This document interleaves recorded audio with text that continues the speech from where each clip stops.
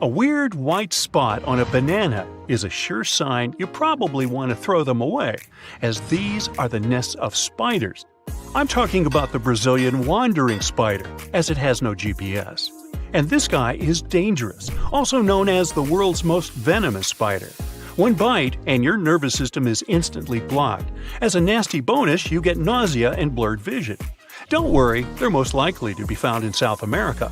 But since they like to hide, they can sneak into the banana box and travel wherever the bananas travel. They like to travel in their sack, and there is evidence of a mama spider traveling together with her baby spiders. Oh goody. Ever eaten canned food? Chances are you've hoovered up some maggots too. Those critters can be found in all types of food. Canned tomatoes? Sure thing. Canned mushrooms? Absolutely. Maggots are crazy about those. They love it so much that 20 maggots are good to go for 3.5 ounces of drained mushrooms. Sorry, pal, there's nothing we can do. Just accept it. Some creepy things in your food may actually be approved by the FDA. As weird as it may sound, the FDA is okay with 30 or more insect parts per chocolate bar. Want to know more? Okay, how about rodent hair in your peanut butter? Yummy. Despite the fact that peanut butter is one of the best controlled by FDA products out there, they don't see anything bad in a couple of rodent hairs per jar. Now, let's check your intuition.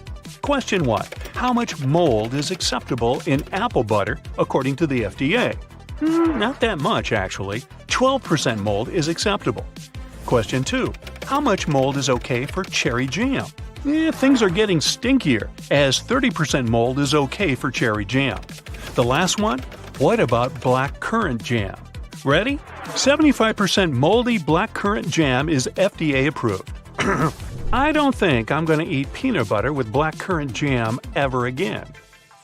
Broccoli is both good for health and risky at the same time. It's not that you shouldn't touch broccoli, but it's a rather friendly reminder to check your veggies. What if there might be a dangerous insect lurking inside your broccoli? Let's say the black widow spider. Their bite is not as bad as the Brazilian wandering spider's bite, but it's still not good. It's a true story. A guy from Ohio did find such a spider in broccoli. Luckily, the story has a happy ending. The person who found it called the local animal sanctuary, and the Ohio Another Chance Sanctuary adopted the spider and gave it a really cute name. Broccoli. Hey, wait a minute. We're adopting spiders now? Ho ho ho! Christmas is soon, and you opt for a live Christmas tree.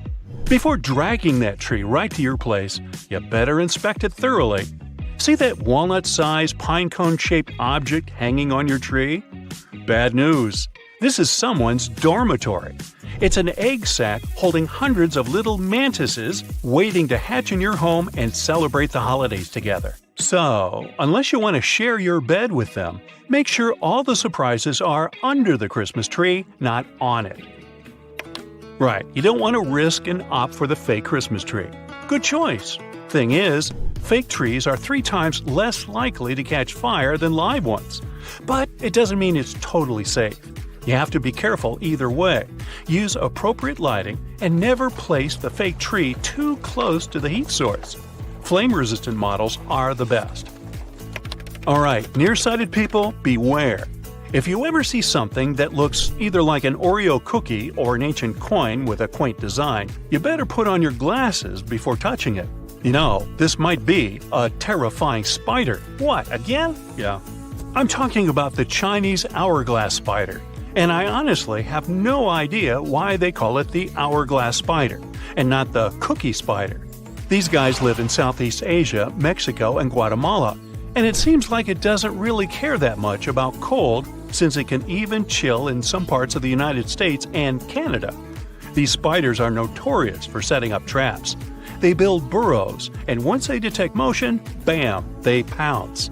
Also, those burrows help them keep unwanted visitors, such as wasps, at bay. Good news? We humans are way too large for them to drag us into their dungeons, and despite many viral posts, they're not poisonous to us. Phew! What time is it? It's time to debunk another myth. Now, some time ago, there was a viral TikTok video with strawberries soaked in salt water. The video looked pretty gross because of worm-like bugs crawling from the strawberry. But this one is sort of a myth that all the strawberries are swarming with larvae. First off, they all get checked and soaked before shipping. Moreover, there are fruit flies, which are quite different. Thing is, if the berries wait on the counter to be bought for too long, they start attracting fruit flies, which lay teeny tiny eggs, which then turn into larvae, which then turn into new fruit flies. The key point here is that these fruit flies are everywhere – supermarkets, smaller stores, and even in your kitchen. And yeah, you're pretty much likely to eat them each time you munch on pretty much any berries. You say gross, I say natural protein. Just kidding. Don't worry, plant larvae aren't dangerous for people. Also, you don't need to soak your berries in salt water. A thorough rinse will do. Now, it's best to avoid some fruits if they're underripe. Lychee is a good example here. Despite their innocent appearance, they can be pretty dangerous. If you eat them before they're ripe, you're likely to consume some toxins too. It's not as bad as you can imagine, but this toxin can significantly lower your blood sugar. For people with certain conditions, it may lead to unwanted consequences, including fever and even worse. So, nothing extraordinary here, just make sure your lychees are ripe. Now, you might think that black sooty spots on your apple are a true sign the fruit isn't edible, but it's not quite true. First off, those sooty spots are nothing but a cosmetic issue, even though it's a fungus. But don't worry, it's not dangerous or something. Option 1, scrub those spots off and munch on your apple. Option 2, peel the apple and munch on it. Option 3, where you throw the apple away, doesn't exist. Now, beware if the salmon you're about to buy has caviar. It might be a sign this fish is not going to be as yummy as you want. Salmon from the Pacific Ocean tend to lay eggs in freshwater, so they have to migrate when they do that. But once the salmon is in freshwater, all its systems kind of stop working and the fish stops eating. Such salmon is still edible, but the quality is way poorer than it could be. And what if you see a white capsule on your kale, which is supposedly a cocoon? Hey, no need to throw your dinner away. You can simply remove this aspiring butterfly, or fly, give that kale a fine rinse, and enjoy your salad. Oh, almost forgot, be careful with pre-packaged salads. Even though the manufacturers claim they're safe to eat without washing, there is evidence of people getting health conditions because of unwashed pre-packaged salads. Those salads landed them with hefty medicine bills to get rid of the consequences. Imagine you suddenly notice a fly in your drink. Is it doing the backstroke? Will you finish the glass or pour another one? Well, it depends on the gender of the fly. If you've got a female fly in your drink, a couple of minutes later the taste will get funky. If a male fly wants to take a bath in your glass, it won't ruin the drink. Thing is, the female flies have certain pheromones that are in charge of that funky smell. Even if you fish the fly out instantly, the drink can still lose its original taste, as even 1 nanogram of pheromone is enough. But since you probably won't be able to tell the fly's gender, you probably want to pour a new glass. Yeah, a fly in your stomach won't do anything bad to you, but it's sorta gross. A recent study suggests the universe is similar to your brain, only at a much larger scale. The brain's neural network contains about 86 billion neurons. The observable universe has at least 100 billion galaxies. Both galaxies and neurons have a similar structure. It's a complex web of nodes linking up long thread-like fibers. But in each of these systems, the fibers make up a mere 30% of the total mass, and the remaining 70% are either water in the brain or dark energy in the universe. The ways that galaxies and webs of neurons connect with one another are surprisingly similar. In both cases, the process follows the same physical principles. At the same time, some researchers claim the resemblance between the brain and the universe is only superficial. Your mind perceives tiny details and joins them, and then it comes up with a conclusion that has nothing in common with reality, like The brain is a mini-universe. In billions of years, the universe is likely to expand so much that we won't be able to see any stars in the sky. To turn Earth into a black hole, you'd have to squeeze it until it was the size of a marble. And if you wanted the sun to become a black hole, you'd have to compress it until it's no more than 4 miles across. A starburst galaxy is a galaxy that's forming tons of new stars at breakneck speed. It usually happens after 2 galaxies merge into one. While Earth has only one natural satellite, Jupiter is surrounded by at least 79 moons. In the universe, there are not only dwarf planets, but also dwarf galaxies. They have from 1,000 to a few billion stars. For comparison, the Milky Way galaxy is made up of 250 to 400 billion stars. A supermassive black hole 250 million light-years away from Earth hums the deepest sound ever detected from any object in the universe. It's 1 quadrillion, which is 1 with 15 zeros, times deeper than what the human ear can hear. Planet Kelt 9b is 670 light-years away from Earth. It's an ultra-hot Jupiter. Those are giant, scorching hot planets with a mass similar to that of Jupiter. On Kelt 9b, the heat is so great on the day side of the planet, it tears molecules apart. Any liquid floating in outer space forms itself into a sphere.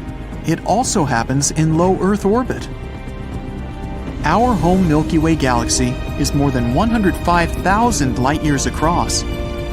All the planets of the solar system would fit between Earth and the Moon, with some space to spare. Black holes spaghettify things. It happens when something gets past the point of no return. Then the black hole's gravitational pull starts to stretch this object in one direction and squeeze in another. The first celestial body that astronomers identified as a spiral was the Whirlpool Galaxy. Its long arms are made of gas and stars, and everything is sprinkled with fine space dust.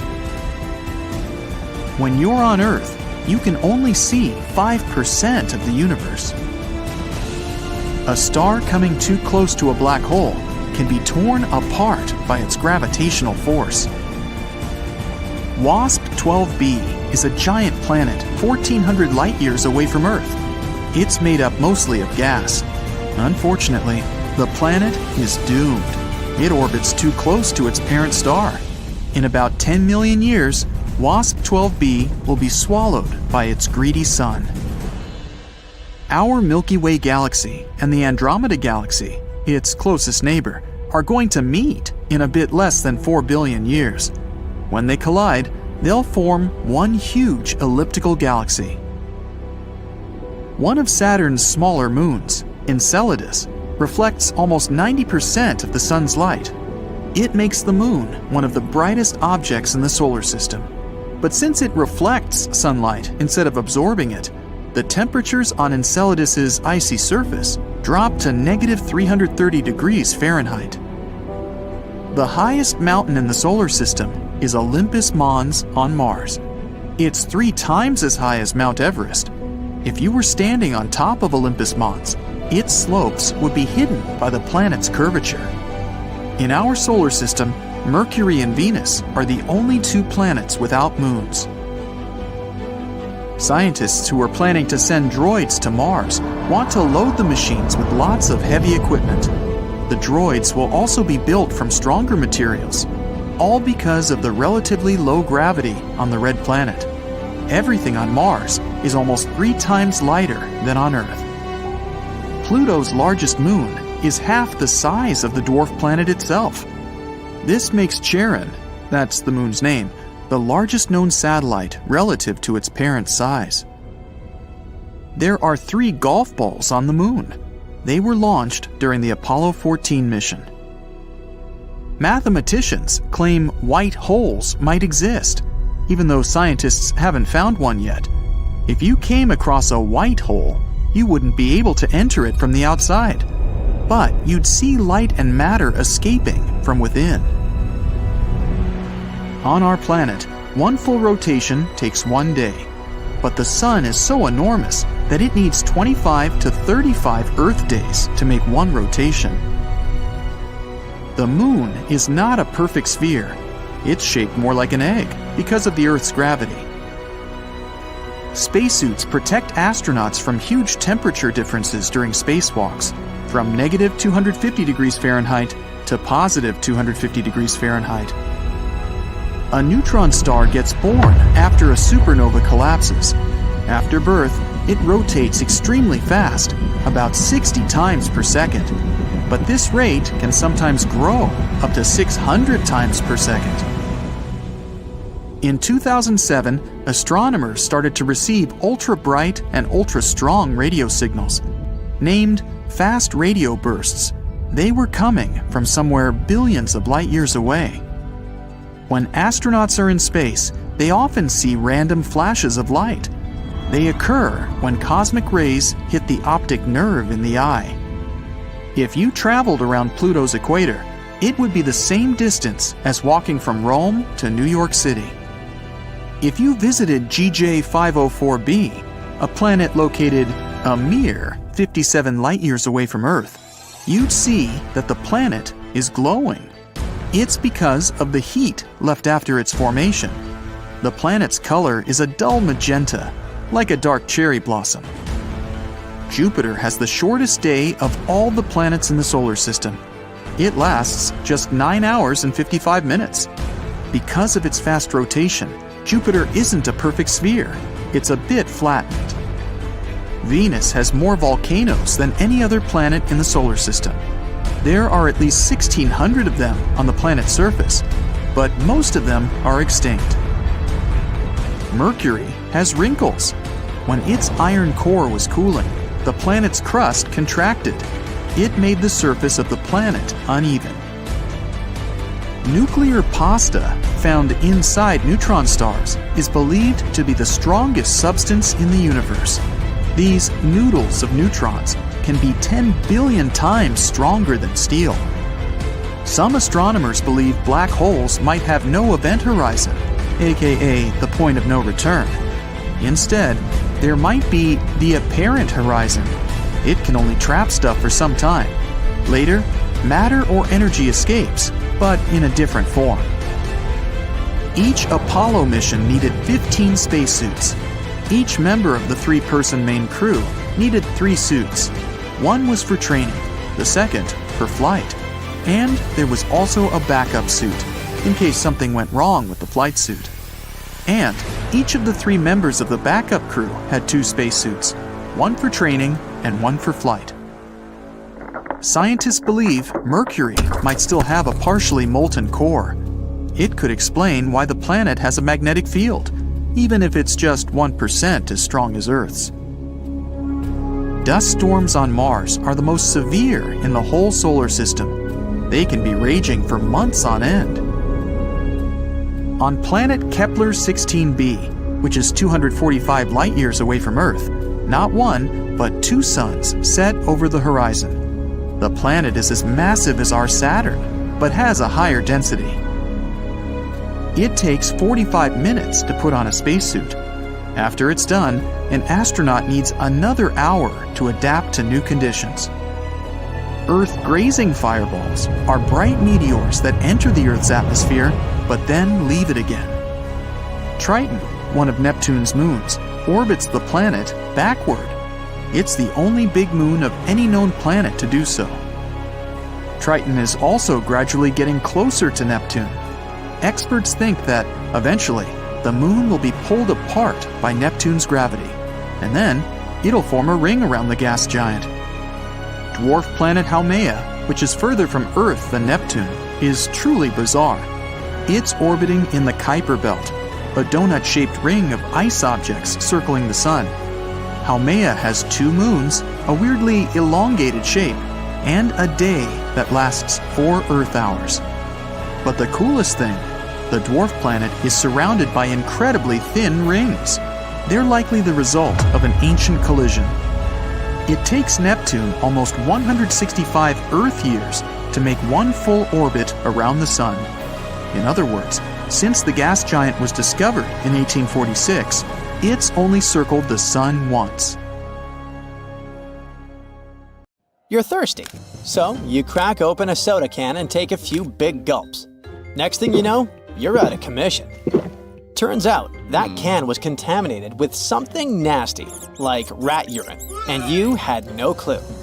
Just goes to show, you never know what might be lurking in that seemingly innocent drink. During transportation, storage, or handling, cans can pick up germs, bacteria, and dirt. When you drink straight from the can, those germs can easily enter your body. Cans are often stored in warehouses and rarely get a good cleaning before they reach you. Warehouse conditions can be pretty gross.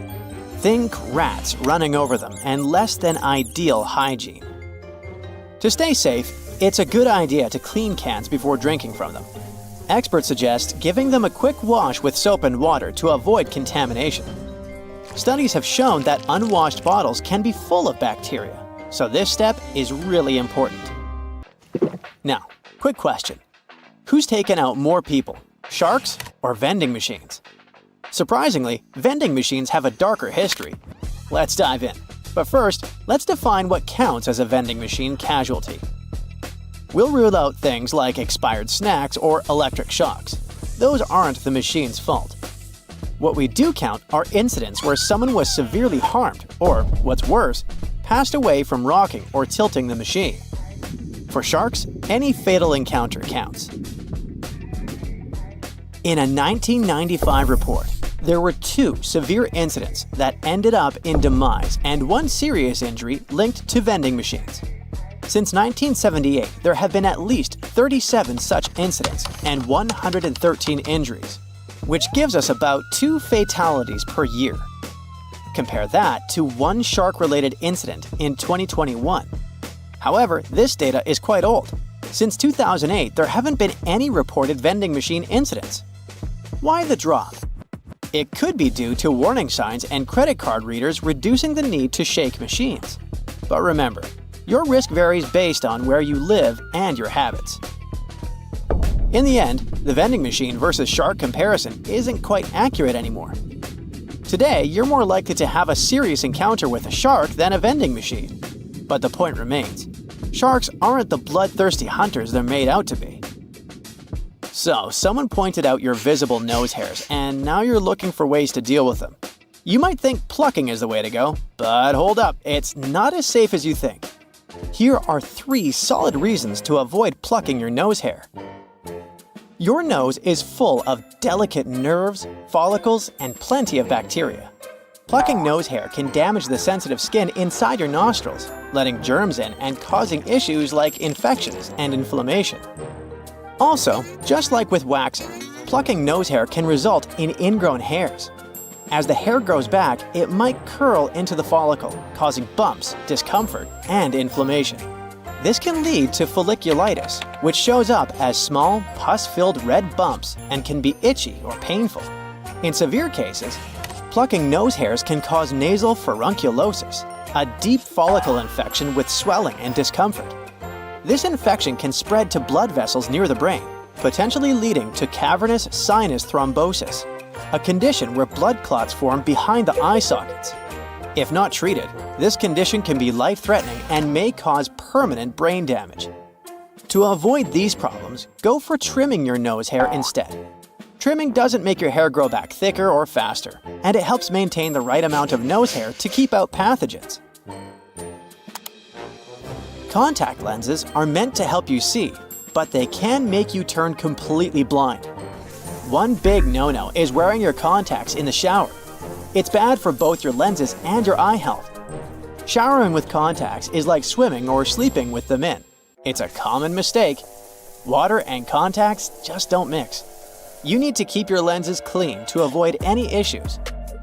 If water gets behind your lens, germs or chemicals like chlorine can get in there and cause trouble. At best, you might end up with sore or itchy eyes. Worse, you could get conjunctivitis from a bacterial infection. In rare, serious cases, you might even face infections, which can sometimes lead to blindness. Most people wear contacts in the shower accidentally rather than doing it on purpose. If this happens, close your eyes right away and carefully step out of the shower to remove your lenses. If your eyes feel sore or look red afterward, contact your optometrist ASAP. Always use the cleaning solution your optometrist recommends to sterilize your lenses before putting them back in. But really, it's best to take out your contacts before showering or bathing. If there's one piece of home decor you should keep a close eye on, it's snow globes. They might seem harmless, but a family in East Hampton, Massachusetts would beg to differ. In a crazy turn of events, a snow globe sparked a fire in their apartment while no one was home. Luckily, quick-thinking neighbors and a swift response from the fire department kept the blaze from spreading through the entire complex. It was a normal Thursday morning when, around 11:30 a.m., neighbors heard smoke alarms blaring in the apartment and dialed 911. Firefighters arrived to find the place locked, so they had to force their way in. Inside, they found a small fire on the coffee table and a room filled with smoke. There, they also saw the culprit. It was a snow globe. It was sitting just right on the coffee table, and the sunlight hit it at the perfect angle, magnifying onto some cardboard and styrofoam and setting them on fire. While it's not common, fires started by magnified sunlight do happen. Many firefighters have seen blazes ignited by mirrors and magnifying glasses. So, keep those snow globes out of direct sunlight. Better safe than sorry. Alright, let's talk about fatal fruit. No, I'm not going to bore you with another lame list of the most poisonous fruits out there. Instead, I'm going to tell you about something heavenly tasty that can make you teleport to the heavens in a matter of seconds. Meet the coconut. This seemingly innocent fruit has a dark side. Coconuts are responsible for around 150 fatalities each year. These bad boys have a whole page dedicated to the fatal incidents they've caused. A full-size coconut weighs about 3 pounds 3 ounces. And if you know a thing or two about physics, you'll understand that gravity makes them even more dangerous when they fall from trees. But it's not just falling coconuts you need to worry about. Consuming large amounts of coconut water can lead to sudden cardiac arrest due to hyperkalemia, thanks to its high potassium levels. And while rare, there have been cases of anaphylaxis in people with coconut allergies. While the most common way coconuts cause harm is by falling and hitting someone, there have been some unusual incidents too. In December 1923, a man in Newcastle, Pennsylvania, passed away while trying to crack open a coconut with the butt end of a loaded revolver. It went off, and he was shot in the abdomen. You know those handy selfie sticks that help you nail the perfect shot? Turns out, they can be way more dangerous than you'd expect. These little gadgets have led to a surprising amount of injuries and even some fatalities. People have accidentally knocked themselves or others out, taken a tumble off cliffs, and even been hit by cars while trying to get that Insta-worthy pic. Some popular landmarks have even banned selfie sticks altogether. For instance, the oceanfront in Mumbai has said no to selfie sticks. India, by the way, leads the world in selfie-related deaths. Nearly 40% of the 49 globally recorded fatalities over the past 3 years happened there. If you still think selfie accidents aren't a big deal, consider this. From 2008 to mid-2021, a staggering 379 people lost their lives while trying to get that perfect shot. So yeah, it's definitely something to take seriously. How can spiders survive when they lose a leg? When they're in a dangerous situation and try to run away, they can lose legs and regrow them only a couple months later. They'll survive without any problem because most of the time, their legs come off at break points. Those are joints that contain muscles and constrict, which helps spiders minimize blood loss. If they lose a leg at the part that comes before the break point, the spider still sheds it, but it will lose more blood. It will be harder for the animal to recover in this case. Speaking of spiders, have you noticed how they sometimes stay extremely still for a long time? They're motionless while waiting for potential prey to land in their web. When moving around, they waste energy and drive unnecessary attention to themselves. Either a hungry bird praying for a quick snack will see it, or a spider will remain hungry because flies will be less likely to come near their web. When spinning a web, they waste a lot of energy. Even after the web is finished, a spider may have to wait for days or weeks to catch something. So it's important to save as much energy as possible. Hunting spiders are way more active, but the majority of them are nocturnal predators. They spend their days relaxing, tucked away under a rock or in a nest. Roast potatoes can stay hot for a really long time, and this mostly has to do with the fatty, starchy crust that's like some sort of an insulating layer. When you pre-boil a potato, this causes its starch granules to absorb water and swell until carb molecules seep out to produce this type of thick gel. Since potatoes are in the oven, high temperatures drive off moisture. This makes the gelatinized starch on the outside of the potato chunk and creates a crispy crust. This crust traps the heat inside. The fat from the baking tray collects in cracks too, and the heat-keeping structure stays strong. Birds don't get electrocuted while perching on power lines because it's not voltages that will harm them, but voltage differences, and electricity wouldn't flow without them. So, if you see a bird standing on a single power line at, for example, 35,000 volts, the lack of a voltage difference is something that keeps the animal safe. But if it accidentally extends its wings and touches another power line that's at a different voltage, it won't end well. That's the reason why electricity companies make sure there's plenty of space between the cables. Have you ever wondered why airplane pilots won't try to land on grass when the landing gear doesn't deploy? The grass may seem like a good solution at first because it's soft, true. But the surface will neither be smooth nor even. When pressure is high, landing on grass can lead to unpredictable movements and cause issues such as structure formation. That happens because of bouncing and unequal pressure. This can even result in fuel leakage and prevent the doors from opening. Bald heads tend to be shiny, even though the skin elsewhere on the human body isn't. Most of our skin is covered with tiny hairs that give it some sort of velvety peach fuzz look. With male pattern baldness, the hair follicles tend to shrink and turn into skin cells, which means there's no hair there at all. And the scalp is especially shiny due to the sebaceous glands. They produce and secrete some kind of oily matter that protects our skin. Sebaceous glands are located all across our skin, but the scalp has way more of them. So, this oil coats the skin, which is why it turns into a more reflective surface. House cats will rarely meow at one another, but they become chatty with humans, and this could be related to domestication. The process of taming cats and keeping them as pets started nearly 10,000 years ago. Before that, cats were pretty much loners. They rarely encountered other cats, so they didn't even have to use their voices to communicate with each other. Instead, they communicated through their sense of smell, which included things like rubbing against a certain object, for example, a tree. So they didn't even have to come face to face with other members of their species to send a message. And that's how they mostly communicate today as well. But humans don't have such a good sense of smell as cats, so these foxy creatures had to think of a way to send us a message and still get what they wanted from us, which turned out to be meowing. If you're planning a day trip to a desert, for example, the Sahara in North Africa, you're going to want to bring good sunscreen, and a lot of water, of course, but also a snug sleeping bag if you're planning to spend the night there too. Deserts really become cold during the night. In the Sahara, temperatures go from an average high of 100 degrees Fahrenheit during the day to 25 degrees during the night. Such dramatic change happens because of two main factors: humidity and sand. Sand doesn't retain heat that well. When light and heat from the sun reach a desert, sand grains from the top layer absorb heat. But they release it back into the air relatively quickly. So during the day, the sand radiates the energy coming from the sun, which eventually heats the air and leads to extremely high temperatures. And during the night, the sand is quickly losing heat once again. But this time, there's no sunlight that would reheat the desert. That leaves the sand colder than before and leads to such low temperatures. In arid deserts such as the Atacama Desert in Chile and the Sahara, the humidity is extremely low.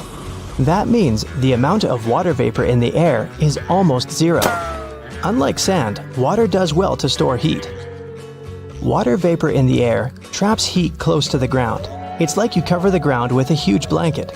That way, you stop it from dissipating into the atmosphere. Also, when the air has a high level of humidity, it requires more energy to heat up. That means it takes more time for that same energy to disappear and for the surroundings to get colder. Since there's almost no humidity in deserts, such areas can both quickly heat up and cool down. If you microwave water for tea, it will taste worse than when it's made with a kettle. That's because the temperature of the liquid is the main factor for a good tea. Water should reach a rolling boil before you pour it over tea leaves, whether they're loose or bagged. It's an easy thing to do with tea kettles, both the electric and stovetop varieties. When the burner or the electric heating element is on, the water at the bottom of the vessel warms up. As it's getting hotter, water through the rest of the kettle comes to the boiling point. A microwave doesn't heat from the bottom up. It creates electromagnetic waves that randomly jump around the box. You probably notice when you try to reheat leftovers. They end up partially frozen in some spots and extremely hot in others. The same will happen with water because it's hard to control microwave energy.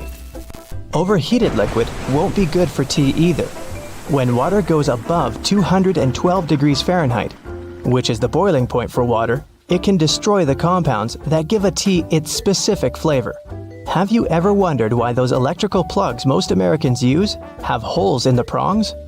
The story dates back to the early 20th century when Harvey Hubble Jr. invented different types of electrical plugs. He started with the detachable electric plug, which was the first ever of that type. Some of his designs had prongs with indents, those aligned with tiny bumps inside the electrical sockets. Such an indent and bump system secured the prongs in place after people would insert a plug into a socket. At some point, these indents gave way to holes, which worked in the same way. But that's just part of the story. Most of the modern outlets don't even have bumps anymore. They keep plugs from falling out of the wall by using friction and pressure. Today, some manufacturers insert a rod through all the holes in a line of prongs. That's how they lock them in place while encasing them in plastic. Some also say the holes save metal, which cuts costs of manufacturing in the long term. Now, with selfies taking over the social media world, phone companies had to adapt to the way people hold their phones and use their cameras. Apparently, most users tilt their heads slightly to the right when taking selfies. With the camera located in the left corner, it makes it easier to make sure the camera will be in line with the usual tilt of selfie takers. Ooh, genius. This allows for a more natural look, making the image look better to leave you feeling great. Cameras on the back of most phones are on the left side as well. Sorry, left-handers, this was designed for the more common right-hander. Mount Everest might be getting all the attention, but Mauna Kea in Hawaii is technically the tallest mountain in the world. Measuring over 33,000 feet from base to summit, the only thing holding Mauna Kea back from the title is that it's mostly underwater. Australia is wider than the Moon. The Moon has a diameter of over 2,100 miles, while Australia's diameter from coast to coast is almost 2,500 miles. While it may be wider, the Moon wins with the land area, over 15 million square miles. Whew, that's huge. And all that cheese. Antididophobia is the fear that at any point, somewhere in the world, a duck or goose may be watching you. The person isn't necessarily afraid that the duck or goose will get too close to them or even touch them. They just don't like the feeling of being watched. It was first described in a comic strip to show how anyone can be afraid of anything. Anything can be a phobia.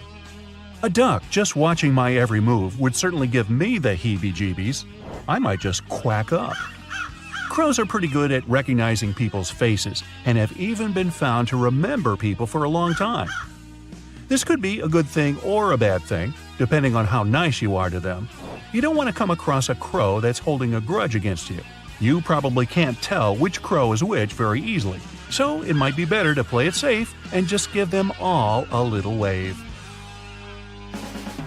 In the city of Yoro in Central America, they have an annual event known as the Rain of Fish. Not that the locals get a choice for it anyways. Every year in May or June, a torrential rainstorm rolls through town, leaving a mass of fish flopping around in the streets.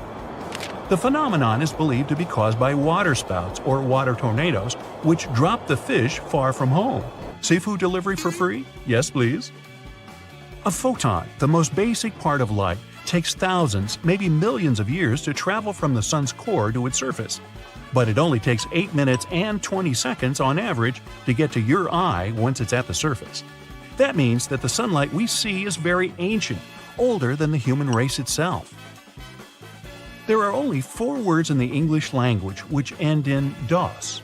Tremendous, horrendous, stupendous, and hazardous.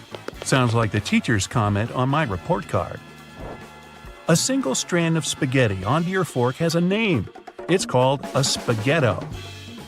In the Italian language, an I at the end of the word means that it's plural, while an O is singular. This goes for all types, like gnocco instead of gnocchi, fettuccino instead of fettuccine, and raviolo for a single parcel of goodness. Accidentally eating one of those fruit stickers on apples, peaches, and pears shouldn't worry you at all. They can be eaten, but they aren't exactly edible. It'll just leave your body as everything else does. The glue used for them is regulated by the FDA, but it's still recommended that you wash the fruit and remove the sticker before chomping down on it. Dolphins not only have names for each other, but they'll call out for their friends specifically. Makes you wonder what names dolphins have for us when we get in the water. Hey, look, Frank, those hairless monkeys are back in the water again. German chocolate cake is one of the most delicious cakes out there. It's my all-time favorite, but its name has nothing to do with the country at all. Named after an American baker called Samuel German, who made the tasty treat in 1852. The Eiffel Tower can be 6 inches taller during the summer because of thermal expansion. When the iron heats up during really hot days, the iron particles expand, taking up even more space. 2 planets in our solar system rotate the opposite way as the others. Venus and Uranus have this backward rotation. Venus also has the longest day of any planet in our solar system, completing a rotation every 243 Earth days. A baby puffin has the adorable name of Puffling. To feed its chick, the puffin parent will carry about 10 fish in its beak at a time. While you sleep, you can't smell anything, even really bad or potent smells. Our taste and smell senses are cut down by 50 to 20% during flights. This is why airplane food always tastes like cardboard or too salty. Sounds like a pretty convenient excuse from the airlines to me. Look at any watch advertisements, and the time on display should be 10:10. This is because of the positive effect it has. It looks like a smile, and usually the brand name of the watch is directly below the 12. Stewardesses is the longest word that is typed with only the left side of the keyboard. The word itself isn't used much anymore. Most people say flight attendant instead. Those dum-dums who call out, "Hey, you," are normally invited to exit the aircraft mid-flight. The longest English word is a crazy 189,819 letters long. I won't spell it out here, but it's the full name for the large protein nicknamed Titan. To say this out loud would take over 3 hours. So grab a snack and settle back, because we're going to be here for a while. Nah, I wouldn't do that to you. Eunoia, at 6 letters long, is the shortest word in the English language that contains all 5 main vowels. Eunoia means beautiful thinking or well mind. It's rarely used these days in the medical field. And if you add 2 of them, you'd then have a para-eunoia. Nah, not really. Glass balls can bounce higher than rubber ones. When a rubber ball hits a surface, it deforms before returning to its original shape. And a lot of energy is lost in this process. A glass ball doesn't compress at all, keeping a lot of its energy for the bounce back up. Here's a flash. Kangaroos can't walk backward. Their long feet and heavy tail make walking impossible, forward or backward. They can move side to side with incredible agility, but jumping back is impossible because of that large muscular tail. So let's go to the hop. The loneliest creature on Earth is a whale that's been calling for a mate for a long time. Researchers identified the whale's abnormally high call decades ago, and is believed to have never received a response.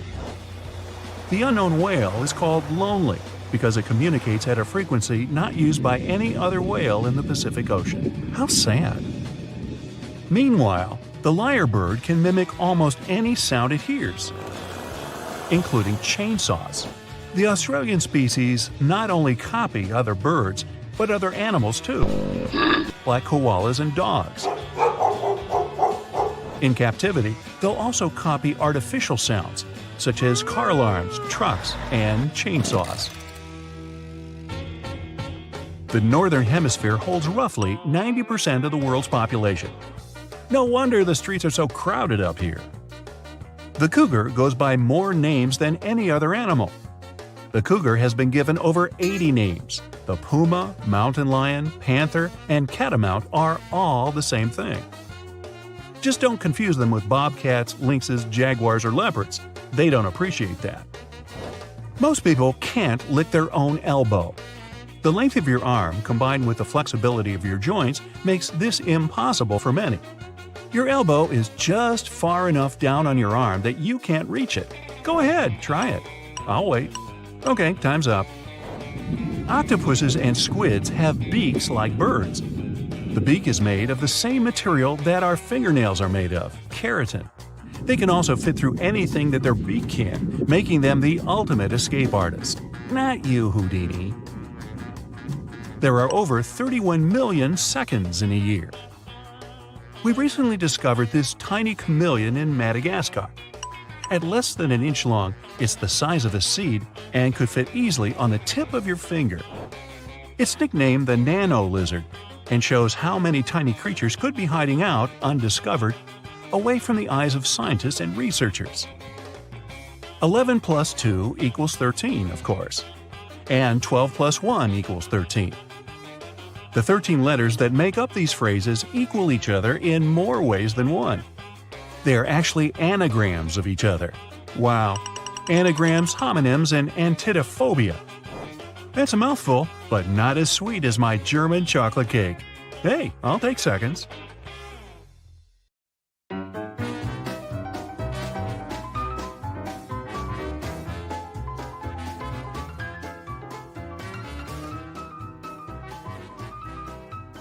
The tuatara is a reptile that has a third eye on top of its head. The eye has a retina, nerve connections, and a lens, but isn't used for seeing, as during growth it quickly becomes covered by scales. Scientists are still trying to find the eye's mysterious function. There's only one letter that doesn't appear in the name of any of the 50 U.S. states. There's a Z in Arizona, and even 2 pesky X's in New Mexico and Texas. But search a map and you won't find a single Q in any U.S. state name. It's estimated that a total of 108 billion people have lived on Earth throughout its history. Ever wondered what that tiny pocket in your jeans is for? It's a watch pocket and was originally intended as a place to store pocket watches. It dates back to 1879 as a new feature on a pair of Levi's jeans. Over 3 billion pounds of potatoes are used to make McDonald's fries every year, which is around 15% of all the potatoes grown in America in 2020. Unlike humans, cats don't have the same amount of toes on their front and back paws. They usually have 5 toes on their front paws, but only 4 on their back ones. If you've got a feline companion, go take a look.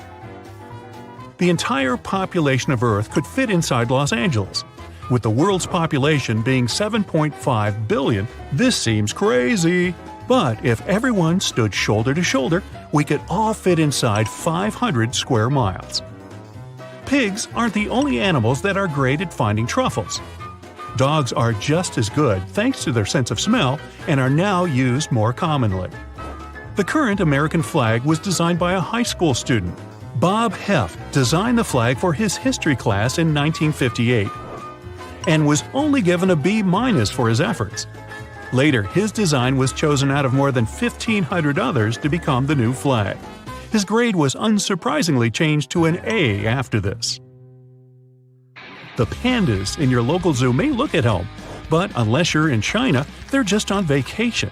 That's because technically all pandas are on loan from China and are the property of that country. The sentence, "the quick brown fox jumps over the lazy dog," uses every letter in the English language. In 1974, a full NASA spacesuit cost between $15 and $22 million.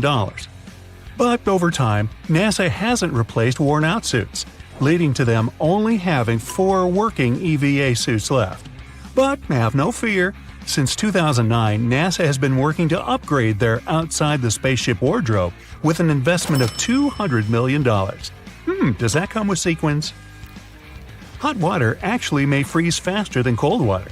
This is because the cooled water at the bottom is denser than the hot water at the top, and this uneven temperature distribution speeds up the cooling process. In a 12-hour period, it's likely that an ant will only take 8 minutes of rest. They're really switching up the definition of a power nap. Camels have 3 sets of eyelids and 2 rows of eyelashes to protect them from the blowing sands of the desert. The letter X was first used to represent a kiss all the way back in 1763. It was first used in a letter written by British naturalist Gilbert White. No one actually knows if we're spelling William Shakespeare correctly, and it looks like the man himself wasn't too sure either. He signed his name in a number of ways. But it turned out he never signed anything as William Shakespeare, despite it being the accepted spelling today. The word swims still looks the same even when turned upside down, like that. A tiny percentage of the static that you see on old TV screens is residual radiation left over from the Big Bang. If you were to lift up the tail of a kangaroo, and I wouldn't necessarily recommend this, the animal would no longer be able to hop. Kangaroos use their tails as a third leg to propel them forward and also to keep balance. So basically, they'd fall over. If you're heading to London to see the famous London Bridge, think again, as the original bridge is now in Arizona. By the 1960s, London Bridge was falling down. Really? And so the city decided to sell it to an American oil tycoon, Robert P. McCullough. It was disassembled, each piece labeled, shipped over to the U.S., and reassembled. It can now be found in Lake Havasu City. Movie trailers, those teasers of upcoming movies shown before the main feature, were originally shown after the movie, which is why they're called trailers. Oh. You don't have to worry about a crocodile mocking you, as they can't actually stick out their tongues. Crocs have a membrane in their mouth which prevents the tongue from moving.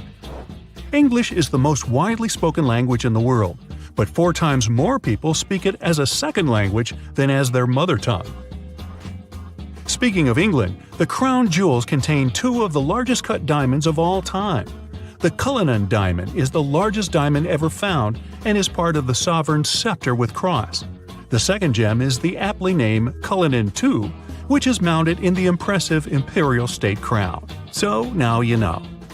Every glass of water you drink probably contains water molecules that have also been drunk by a dinosaur. The dinosaurs were around for 186 million years, compared to humanity's 200,000, giving them a lot more time to drink Earth's water than us. Huge diamonds could be raining down on Jupiter and Saturn as you watch this video. That's because lightning storms turn methane into carbon, which gradually hardens as it falls and turns into diamonds. Beneath the Easter Island heads, they actually have hidden bodies. In the 1900s, archaeologists dug up 2 of the statues to find full torsos measuring 30 feet. The torso was 30 feet long, not that the statue had 30 feet. That would be weird. Next time you're struggling to concentrate when studying, try reaching for a stick of gum. A study found that participants who chewed gum while taking a memory test could stay focused longer than those who didn't. Now, common sense would suggest that trees have been around before most animals, as they produce oxygen for us to breathe. If you were to tell this to a shark, it would laugh, as the sea creatures were actually around long before trees. Sharks date back around 400 million years, with trees coming in about 50 million years later. Yeah, I want to see a shark laugh. Listen closely next time you turn on the hot and cold water taps, as water actually makes different pouring sounds depending on its temperature. The heat changes the thickness of the water, which changes the pitch of the sound it makes when it's poured.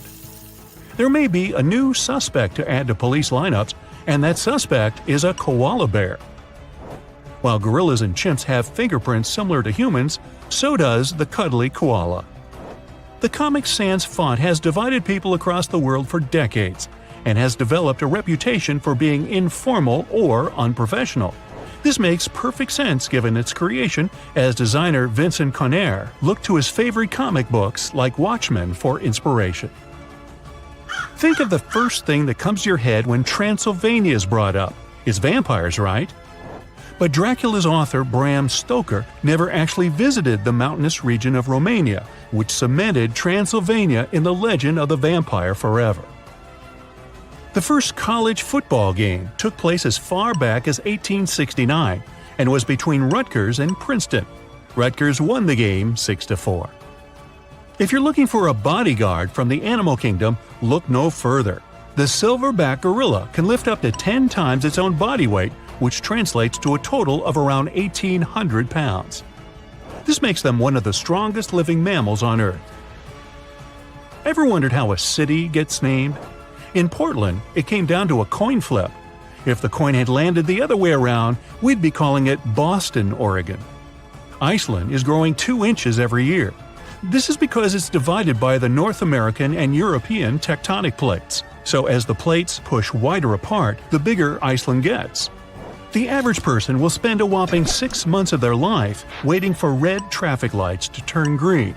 Poor yellow isn't even mentioned. Humans are the only animals with chins. While other animals, like the chimpanzee, share similarities with humans, like walking on 2 legs or having a jaw, none actually have that little bit of bone in the middle of the lower jaw. So hey, when you're feeling down, chin up. The Empire State Building's tower was designed to serve as a docking station for dirigibles. At that time, people believed that these airships would become the main means of transportation in the future. The project included gangplanks, check-in and customs offices, and so on. But then the engineers realized that the wind up there was too strong for their plans, and they gave up on their idea. Angel Falls, the largest uninterrupted waterfall on the planet, is more than twice as tall as the Empire State Building. During the dry season, the falling water sometimes evaporates before it reaches the ground. One of the most mysterious sounds ever heard on Earth was the bloop. It occurred in 1997 and resembled the noise of marine animals, but the volume was too great for a sound produced by a living creature. The bloop continued for 1 minute. It started from a low rumble and then rose in frequency. Antarctica might just look like a giant field of ice, but there's actually a huge continent underneath. That means that it has volcanoes, mountains, and valleys, like any other continent. Scientists have recently discovered that the Antarctic landmass has the lowest point on the planet, as well as huge mountain ranges. If any of the numerous volcanoes were to erupt, it would melt a huge part of the surface ice and increase the spill of ice into the ocean. The sea level would rise and flood coastal areas around the world. The ocean waters would also be disrupted, putting marine life at risk, though all of these volcanoes are dormant at the moment. Each day on the South Pole lasts 6 months on this continent. The South Pole only has a single sunset and sunrise across an entire year. Early Earth might have been purple, not green. There's a theory that ancient microbes used molecules rather than chlorophyll to absorb sunlight. These molecules likely gave living organisms a violet tint. During the Stone Age, the entire population of Central Europe was around 1,500 people, which means they would all fit on a mid-sized cruise liner these days. Astronomers have figured out that the Milky Way weighs around 1.5 trillion solar masses, and one solar mass is the mass of our Sun. A tiny part of this weight is a supermassive black hole at the center of the galaxy, and 200 billion stars. The rest is dark matter, mysterious and invisible. If all sheets of Arctic ice and glaciers melted at the same time, the sea level would rise for the height of a 26-story building. Under black or UV light, ripening bananas look bright blue. That's because of the chlorophyll that's breaking down when the fruit is ripening. Because of tectonic plate movements, the Pacific Ocean shrinks every year, and the Atlantic Ocean gets bigger by the same amount. These days, there are only 2 ice sheets in the world left after the planet's last ice age. The first is the Greenland ice sheet. The second, the Antarctic ice sheet, is enormous. It's the size of Mexico and the continental US combined. Tsunami waves often go unnoticed. They don't rise for more than several inches above the surface until they reach shallow waters. When the ocean is deep, though, they can travel as fast as a long-distance passenger airplane. Corals that live in shallow waters produce their own protection from the sun. Without it, sunlight would harm the algae living inside them. To protect these algae, which are the main source of food for the corals, they fluoresce. This process makes proteins that act as sunscreen. Almost 90% of the volcanic activity on Earth happens in the oceans.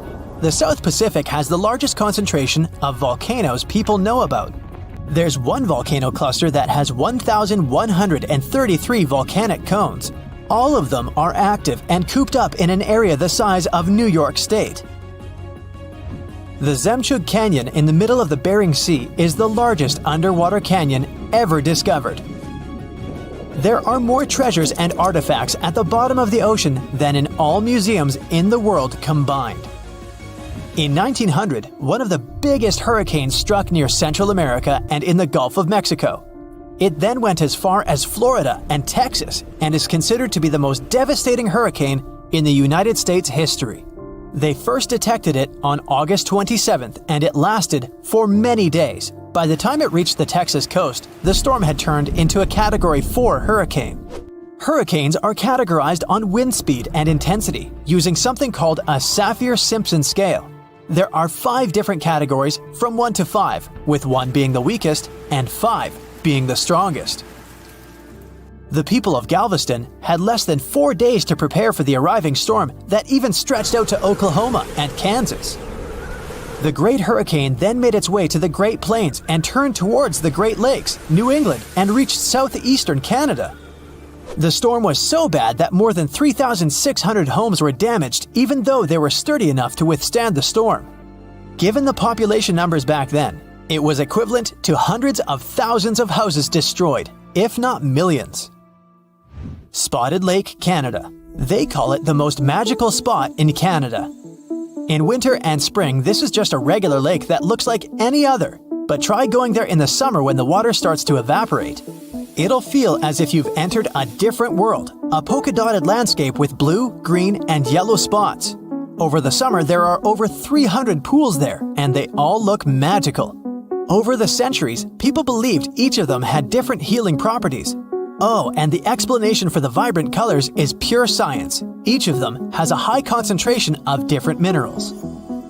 We live inside the sun. Its atmosphere stretches far beyond its visible surface, and even though Earth is 93 million miles away from the star, it's still within reach of the sun's atmosphere.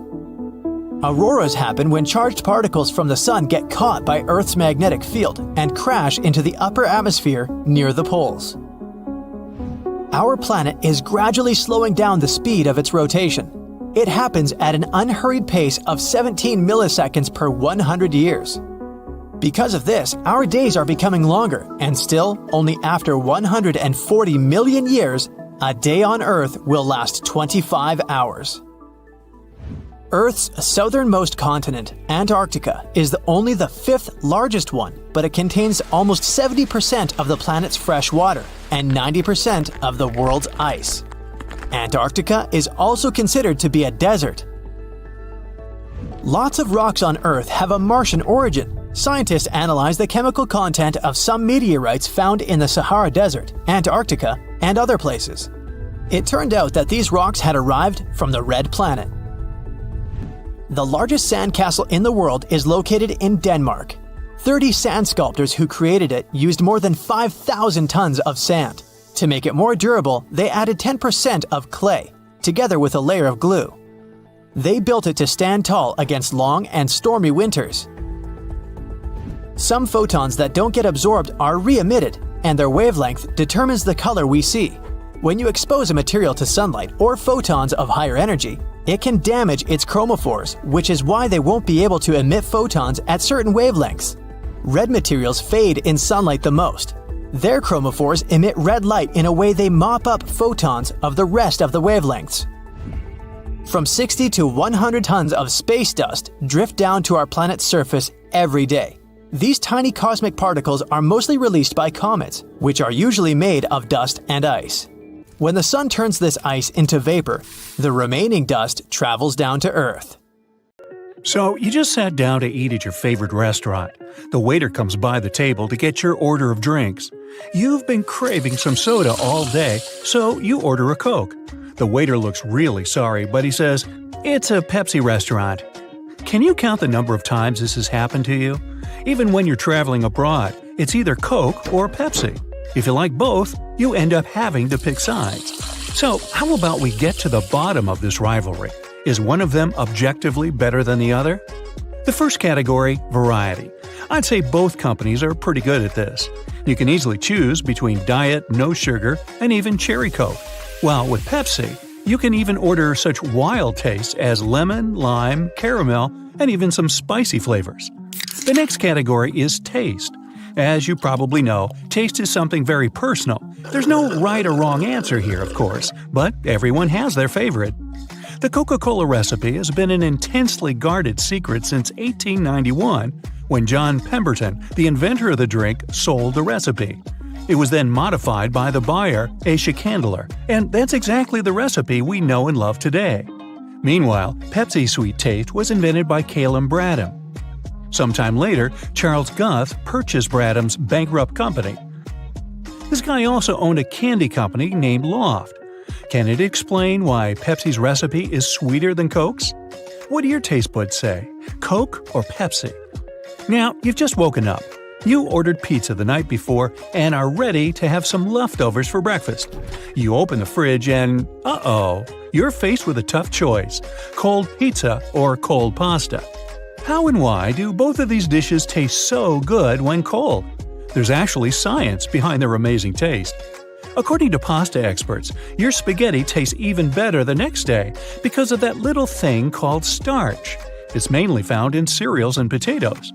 To put it simply, the ingredients of these dishes have more time to get to know each other better as they spend the night sitting in the fridge. The starch absorbs the fat and sauce and seasoning overnight. It vacuums all the tastiness and makes the flavor much richer. This goes for both pizza and pasta. I guess it's not coincidence, then, that some people often over-order these types of food just so they can have some leftovers to appreciate the next morning. No, we never do that at my house. Still on the topic of pizza, I say let's settle the pineapple on pizza debate once and for all. It's true that this is the line that separates many of us. One side of the argument says berries should never go on pizza. Wait, what? In case you didn't know, pineapples are actually berries. A group of berries that have fused together, that is. Now, on the other side, there are Hawaiian pizza lovers.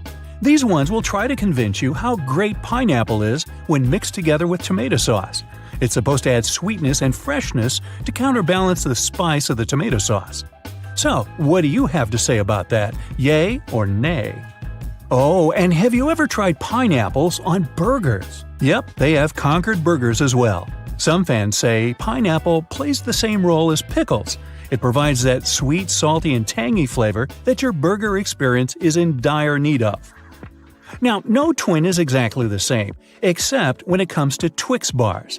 If you're the one to pick sides, then I guess you've already picked yours. Now, tell me, are you the left Twix or the right Twix fan? Does it make any difference? Or is it all just a genius marketing move? If you've bought Twix over the last years, you've probably been faced with three options: a regular package, a package that is said to contain 2 left Twix bars, and another one that contains 2 right Twix bars. Now, as you may know, Twix comes in pairs. But in 2012, Twix's manufacturer Mars took this to the next level. They began to claim that the bars were not identical twins. Through very humorous commercials, Mars gives the consumer the idea that the production process for each bar is different. The story is that the Twix inventors, brothers Earl and Seamus, once reached a breaking point, quite literally. They disagreed on chocolate pouring techniques and caramel consistency, so each brother went on to found his own company.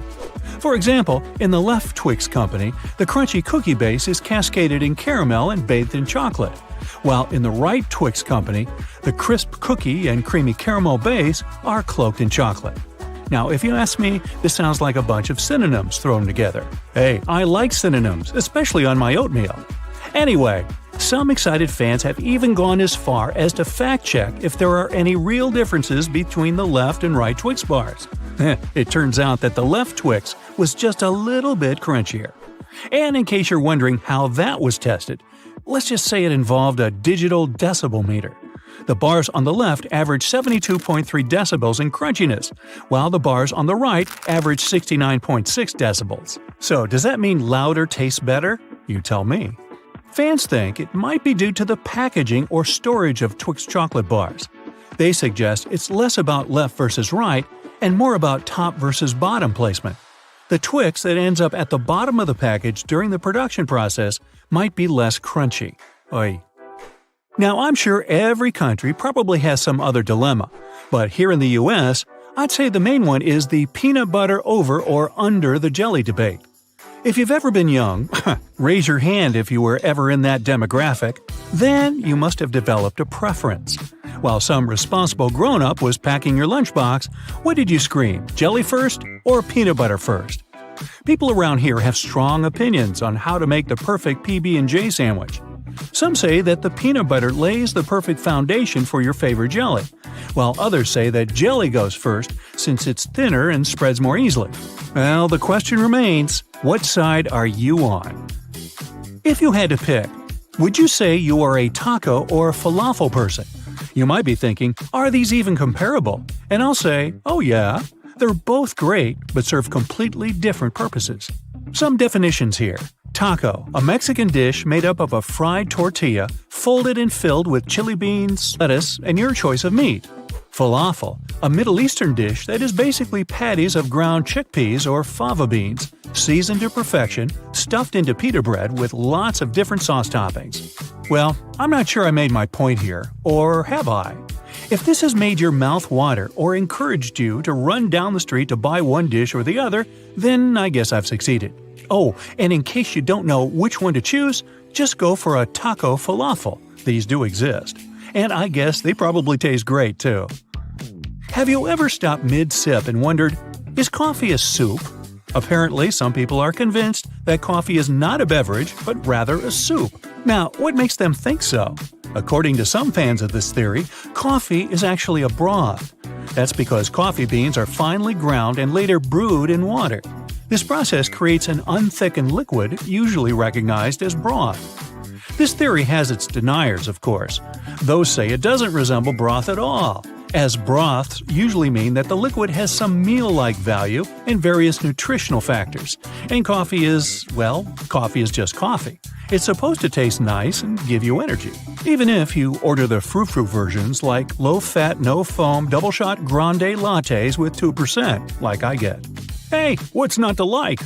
Now, tell us in the comments below your choice for each of these food battles. If you've ever gotten bored while waiting in a car, like I have, you might have played around with a headrest. Yep, you can pull them off, and they'll come right off relatively easily.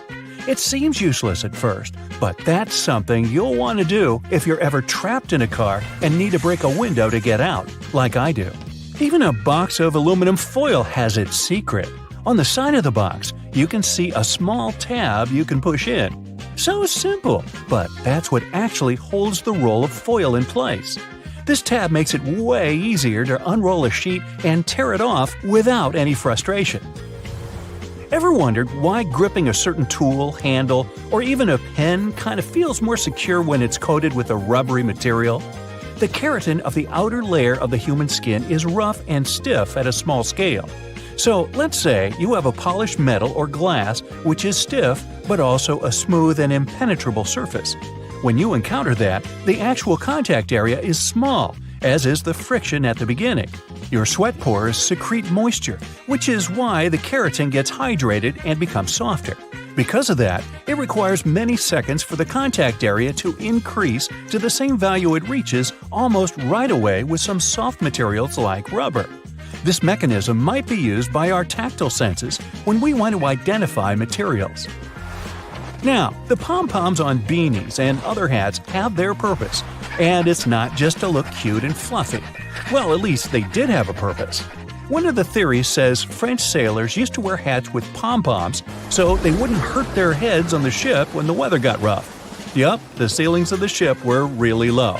When the waves were too big, bang, you could easily hit your head on the ceiling. So the pom-poms came in handy. Now they're just a cute addition to our winter caps.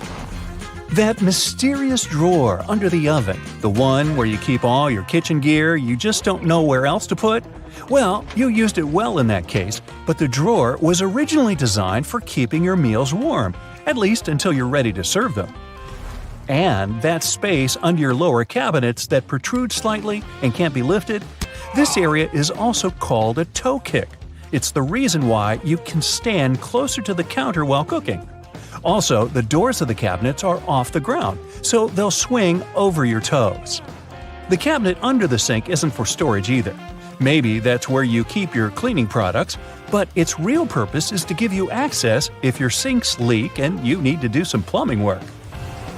That weird little hole at the top of a lollipop stick you can see after finishing a candy is not a whistle. It has something to do with the manufacturing process. When pouring hot molten caramel into a mold, some of it will seep into this mysterious hole and harden. This way, the candy will stay on the stick and won't fall off. Keyboard letters aren't just randomly arranged the way they are. The first keyboard ever made belonged to the typewriter. Typists eventually got so good at their job, they started typing too quickly. So the key arms would get cross-wired at some point and stuck. That's why manufacturers had to make the order of keys more random to intentionally slow down typists so they could keep the machine running. Do you like to let those brushes on the side of the escalators in malls polish your shoes? Believe it or not, that's not their main gig. The bristles are there for safety. People used to get their bags and clothes stuck in those escalators when they would stand too close to the sides. These nylon bristles kind of play with people's minds, and they keep their feet away from the escalator skirt panels and avoid accidents. Most people assume bobby pins have curves for fashion, which is why they mostly place it in their hair with the wavy side up. But those little waves are actually there to catch the underlying bulk of hair and grip the pin into place. So the wavy side should go down. You've probably noticed measuring tapes mostly come with a metal stub that ends with a small slot. If your hands are full of stuff, simply hang the slot on a nail for measurement. If you take a closer look, you'll see the stub is a little bit serrated on one side. This means you can use it to mark the points, so you don't even need a pencil. If you spend a lot of time in planes, you've probably noticed that little hole located at the bottom of the window. Nothing to be nervous about. It's what keeps us safe while flying high. It's something called a bleed hole. You can see right there in the middle of the pane of the 3 window panes that actually protect passengers from the outside pressure. This hole may be tiny, but it takes all that pressure off the outer one. The hole also gradually exposes it to cabin pressure, which helps with fixing pressure imbalances on the windows, if there are any. There's a number 57 staring at you from the middle of the Heinz ketchup bottle forever. According to the company, only 11% of people are aware the number really has nothing to do with the product label. It's actually a sweet spot where you can tap to get the sauce onto the plate. So, next time you want some ketchup, there's no need to bang the bottom off. Just hit this spot. Grooves on the bottom of cups are there to make cleaning them in the dishwasher more convenient. When you place your cups upside down, these grooves will allow the water to flow rather than stagnate. This way, the water won't spill onto your feet when you take the cups out. The grooves are there to allow cool air to flow beneath the cup too.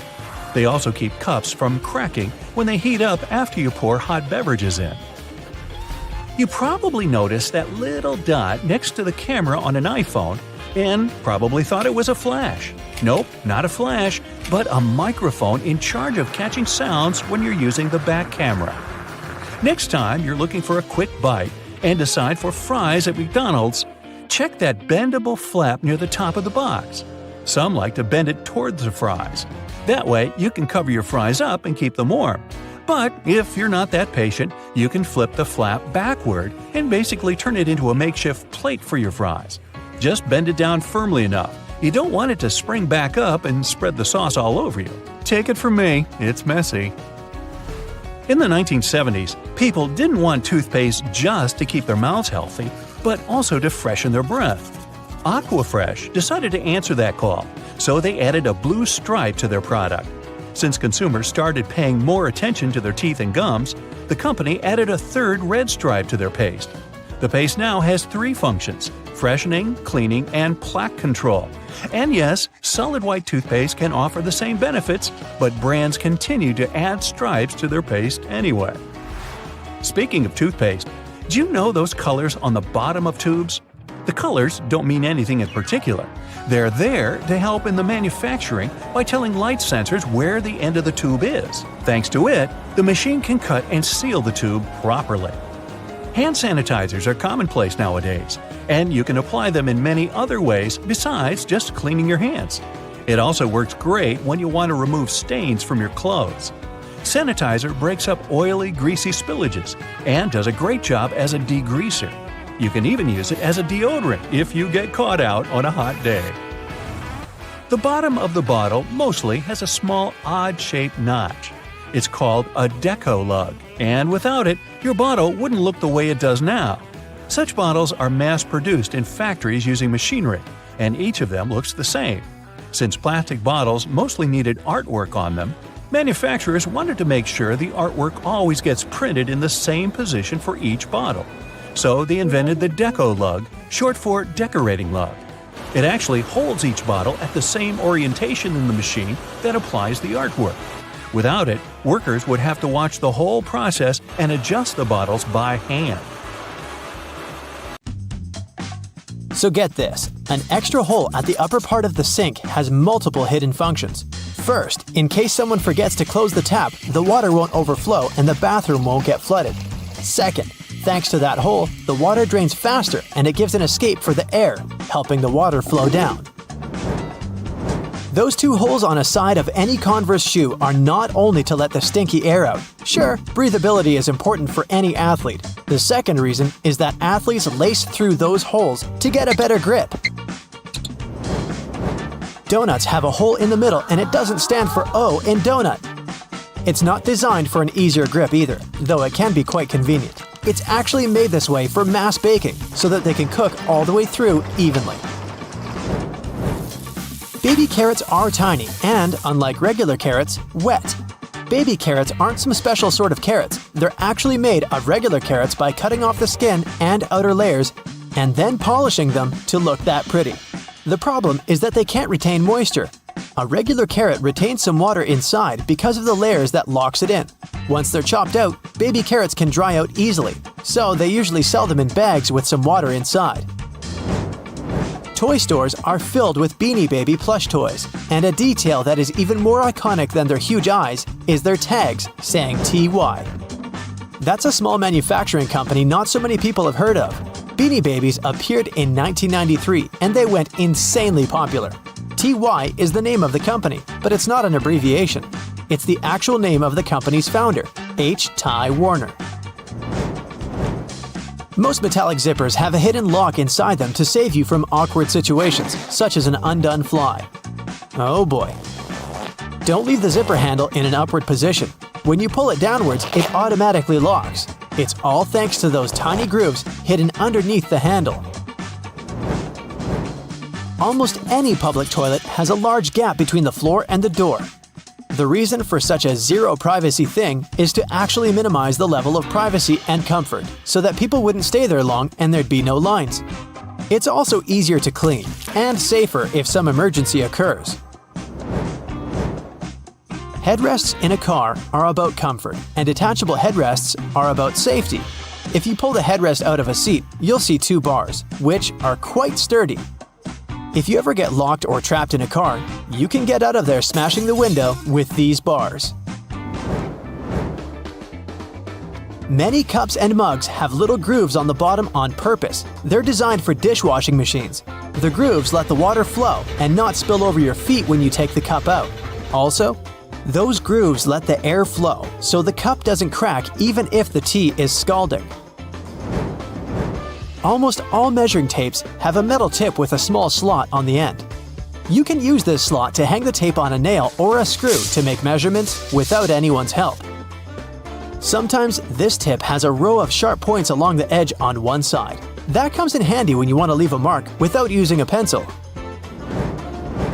Doorknobs are usually made of brass, bronze, and some other copper alloys for a reason. They have an antibacterial effect, so they stop microbes from spreading. They get rid of a range of harmful germs pretty fast, within a couple of hours. But don't forget to wash your hands anyway. Grocery carts have loops for a reason. You don't want to put your jacket in a cart next to potatoes and onions. Hang it on a loop. This little hook-like thing is there to help you better organize the space in your cart. The carts also have a super handy grid. Whenever the cart's full, you just need to lift the grid and attach the shopping basket for extra purchases, placing it in between the horizontal bar above the wheels and the hooks the grid has. A point in an ointment cap is there for a reason too. Most tubes are usually sealed with foil, and it's better to avoid opening it with fingers unless you're ready to say goodbye to your nails.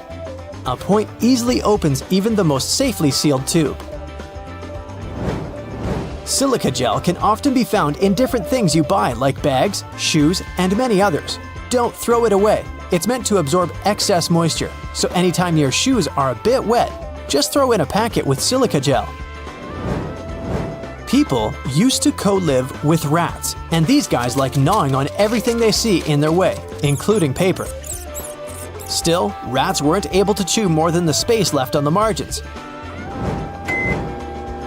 That black grate on a microwave isn't just some fancy decoration. It's called a Faraday shield, and it prevents the rays from escaping the microwave. It also speeds up the heating, so you can enjoy yesterday's leftovers faster. It may also block phone signals, so if you're tired of numerous calls, just put the phone into a microwave. But don't turn it on. All Tic Tac containers are designed to dispense one Tic Tac every time you open it. The lid has the same shape as the candy. Turn the container upside down, gently shake it, and open it slowly. You'll notice only one candy stuck between those lid grooves. So if you just open the container and shake it until 5 or even more candies fall into your mouth, it means you've been eating Tic Tacs wrong all this time. Those little holes in the airplane windows are designed to control the cabin pressure. They also protect the windows from fogging up as the temperatures drop and rise. By the way, the airplane window is round for a reason. This way, pressure is evenly distributed so it doesn't get deformed. Blue bristles on a toothbrush are actually an indicator that it's just about time to change the brush. As the bristles get in contact with water, the blue, or whatever other, pigment fades away, so the more you use it, the duller the color becomes. A triple handle on a jerry can is there to make it easier for two people to carry it and distribute the fuel evenly. Gas cans often have a second hole that actually needs to be uncapped too before you pour the gas. The air passage will prevent it from pouring out, so no more fuel waste. Jeans first appeared in 1873. They were invented by Jacob Davis and Levi Strauss. Davis was a tailor who was producing covers and tents, and Strauss was a businessman who, among other things, was selling cloth. The first jeans were made by Davis from denim, the fabric he bought from Levi Strauss & Co. Together, they patented the design. Blue was a standard color for denim that was dyed using an indigo dye. The blue color is a tradition that is still often followed today to replicate the original look of a pair of jeans. Jeans also have metal rivets, and they've been there from the very beginning. Jacob Davis, the man who made the first pair of jeans, added copper rivets to spots where pants were more likely to rip, flies, and pockets to make them stronger. Today, they have more of a decorative purpose since they're distinctive and traditional for jeans. Another special thing about jeans is those tiny pockets they have that seemingly serve no purpose. Well, maybe it's true now, but years ago, when many cowboys were wearing jeans, the pocket was made specifically to keep a pocket watch there. Also, back then, a pair of jeans had just 4 pockets. That tiny pocket, the watch pocket, 2 big pockets in front, and just 1 pocket on the back. Many zippers have the letters YKK engraved on them. It's an abbreviation that stands for the name of the company that can be translated as Yoshida Manufacturing Shareholding Company. This Japanese company is the largest zipper manufacturer in the world, so they put their initials on all the zippers they produce. That's around half of the zippers in the world. And that's why you see their zippers more often than any other zippers. Those little white golf balls have dimples all over them. It turns out they aren't there just randomly. At first, golfers were playing with a smooth ball. With time, the ball would get all punched and damaged, but also it would start to travel way further. The reason here is aerodynamics. Dimples allow the air to flow more smoothly around the ball, taking it further. So the idea was adopted and the balls got their dimples all around, allowing them to travel longer distances. Okay, now don't get freaked out, but our brains can store only 7 bits in its short-term memory. My brain, even less. Now, don't even try to compare your brain with a phone capacity, not even the one you had back in 2005. A mere byte is 8 bits. That's why you can't even learn a phone number by heart. Our short-term memory functions just like a chalkboard. You can get some info, but sooner or later you run out of space. To check your working memory capacity, try this test. Ask a friend to write a list of 10 words and read it to you. Most people recall 7 or fewer items from the list. Cats can't taste sugar, as they don't need to because of their meat-based diet. They are some of the few animals on the planet that can't taste sweet things.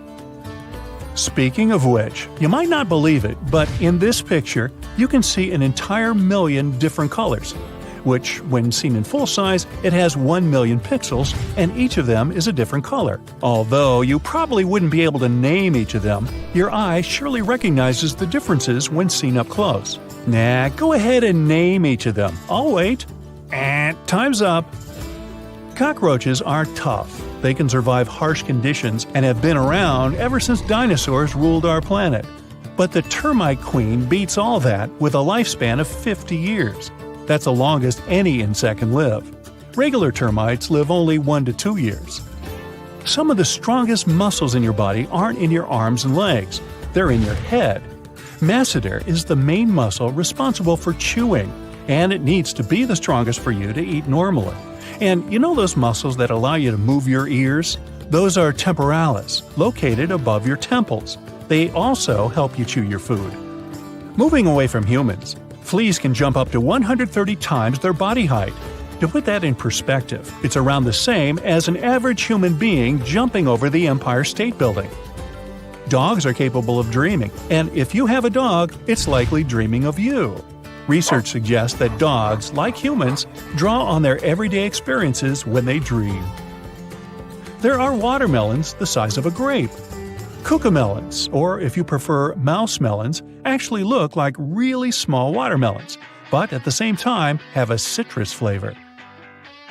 Mantis shrimp is one of the most colorful creatures in the world. They look rainbow-colored to us, but to those of their own species, they look like a whole burst of colors. Their eyes can detect billions more shades than ours. In Tibet, there are black diamond apples that aren't green or red, but dark purple.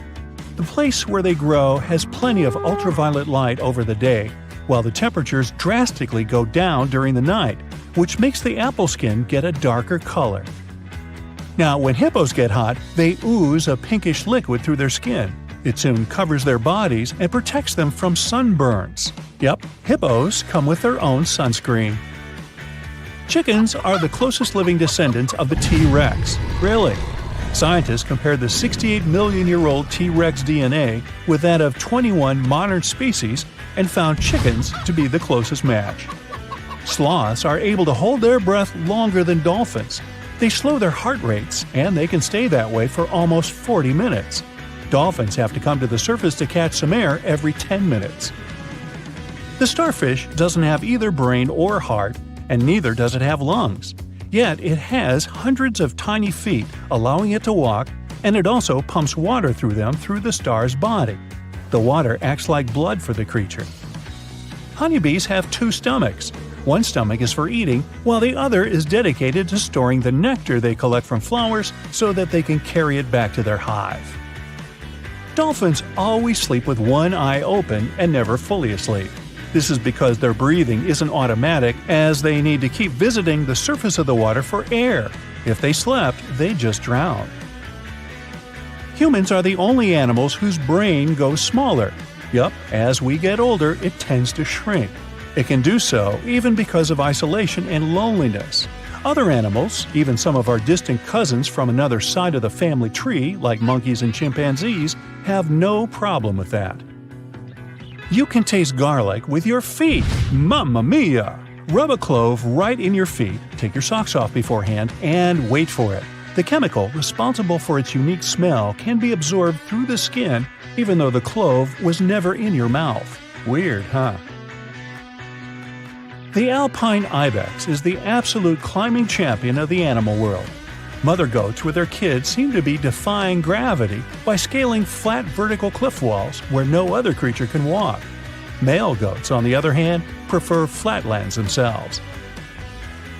Our lifespan is programmed with our cells. They constantly renew and divide, but they have a sort of internal timer that stops at some point. Some cells also stop reproducing sooner than others. On average, cells cease dividing when we reach the age of 100. That means if we find a way to trick ourselves into turning off the timer, we could potentially live forever. Or as long as your money holds out. Reindeer's eyes change color depending on the season. In summer, when the days are longer and lighter, they're brown. But in winter, when it's darker and days are shorter, their eyes turn blue. The blue hue helps them to see in the dark and prevents pressure from building up within the eye. It's caused by the pupils being dilated for so long in the dark winter months. Roosters stop themselves from going deaf when they crow by tilting their heads back. This covers their ear canal and basically acts as a built-in earplug. Their crows produce around as much sound as running a chainsaw. Oy. The Earth's surface is not evenly shaped, which means mass is uneven too. That way, gravity is not the same in all spots on Earth. There's a mysterious anomaly in the Hudson Bay of Canada. The gravity there is lower than in other regions surrounding this area, and scientists believe it's because of melted glaciers. During the last ice age, that region was covered in ice, which is now long gone and melted. But the planet hasn't completely recovered from the icy burden. Gravity over any area is proportional to its mass. The glacier left an imprint that pushed aside a part of the planet's mass, which is one of the reasons why the gravity is weaker in that area. The strongest earthquake we've ever had was in Chile, a magnitude 9.5. If an earthquake ever reached magnitude 12, it could split our planet in half. So let's not do that, please. When sharks need their morning joe, they go to a cafe too. Back in 2002, researchers found an area in the Pacific Ocean called the White Shark Cafe, where great white sharks come during the winter. They simply hang out, tell jokes, and laugh at stories about how many humans they've scared, and then go back to the coast to scare us a little bit more when the weather gets warmer. Octopuses have 3 hearts, 2 of which pump blood to the gills, and the third one rolls it to the other organs. Their blood is blue, by the way, and they also have as many as 9 brains. 1 is central, and 8 are, you guessed it, controlling their 8 limbs. Perhaps this is where the expression "thinking on your feet" comes from. Orcas are some of the most intelligent creatures on the planet. They hear each other's calls over dozens of miles and have unique calls for every single one of their pod. These calls are similar to human names in function. Well, that's all I have for now. Bye. You're out for a couple of miles with an ingrown toenail. Ouch! Now, think about those folks who tackle extreme races and marathons. To run their best, they need top-notch training and solid shoes.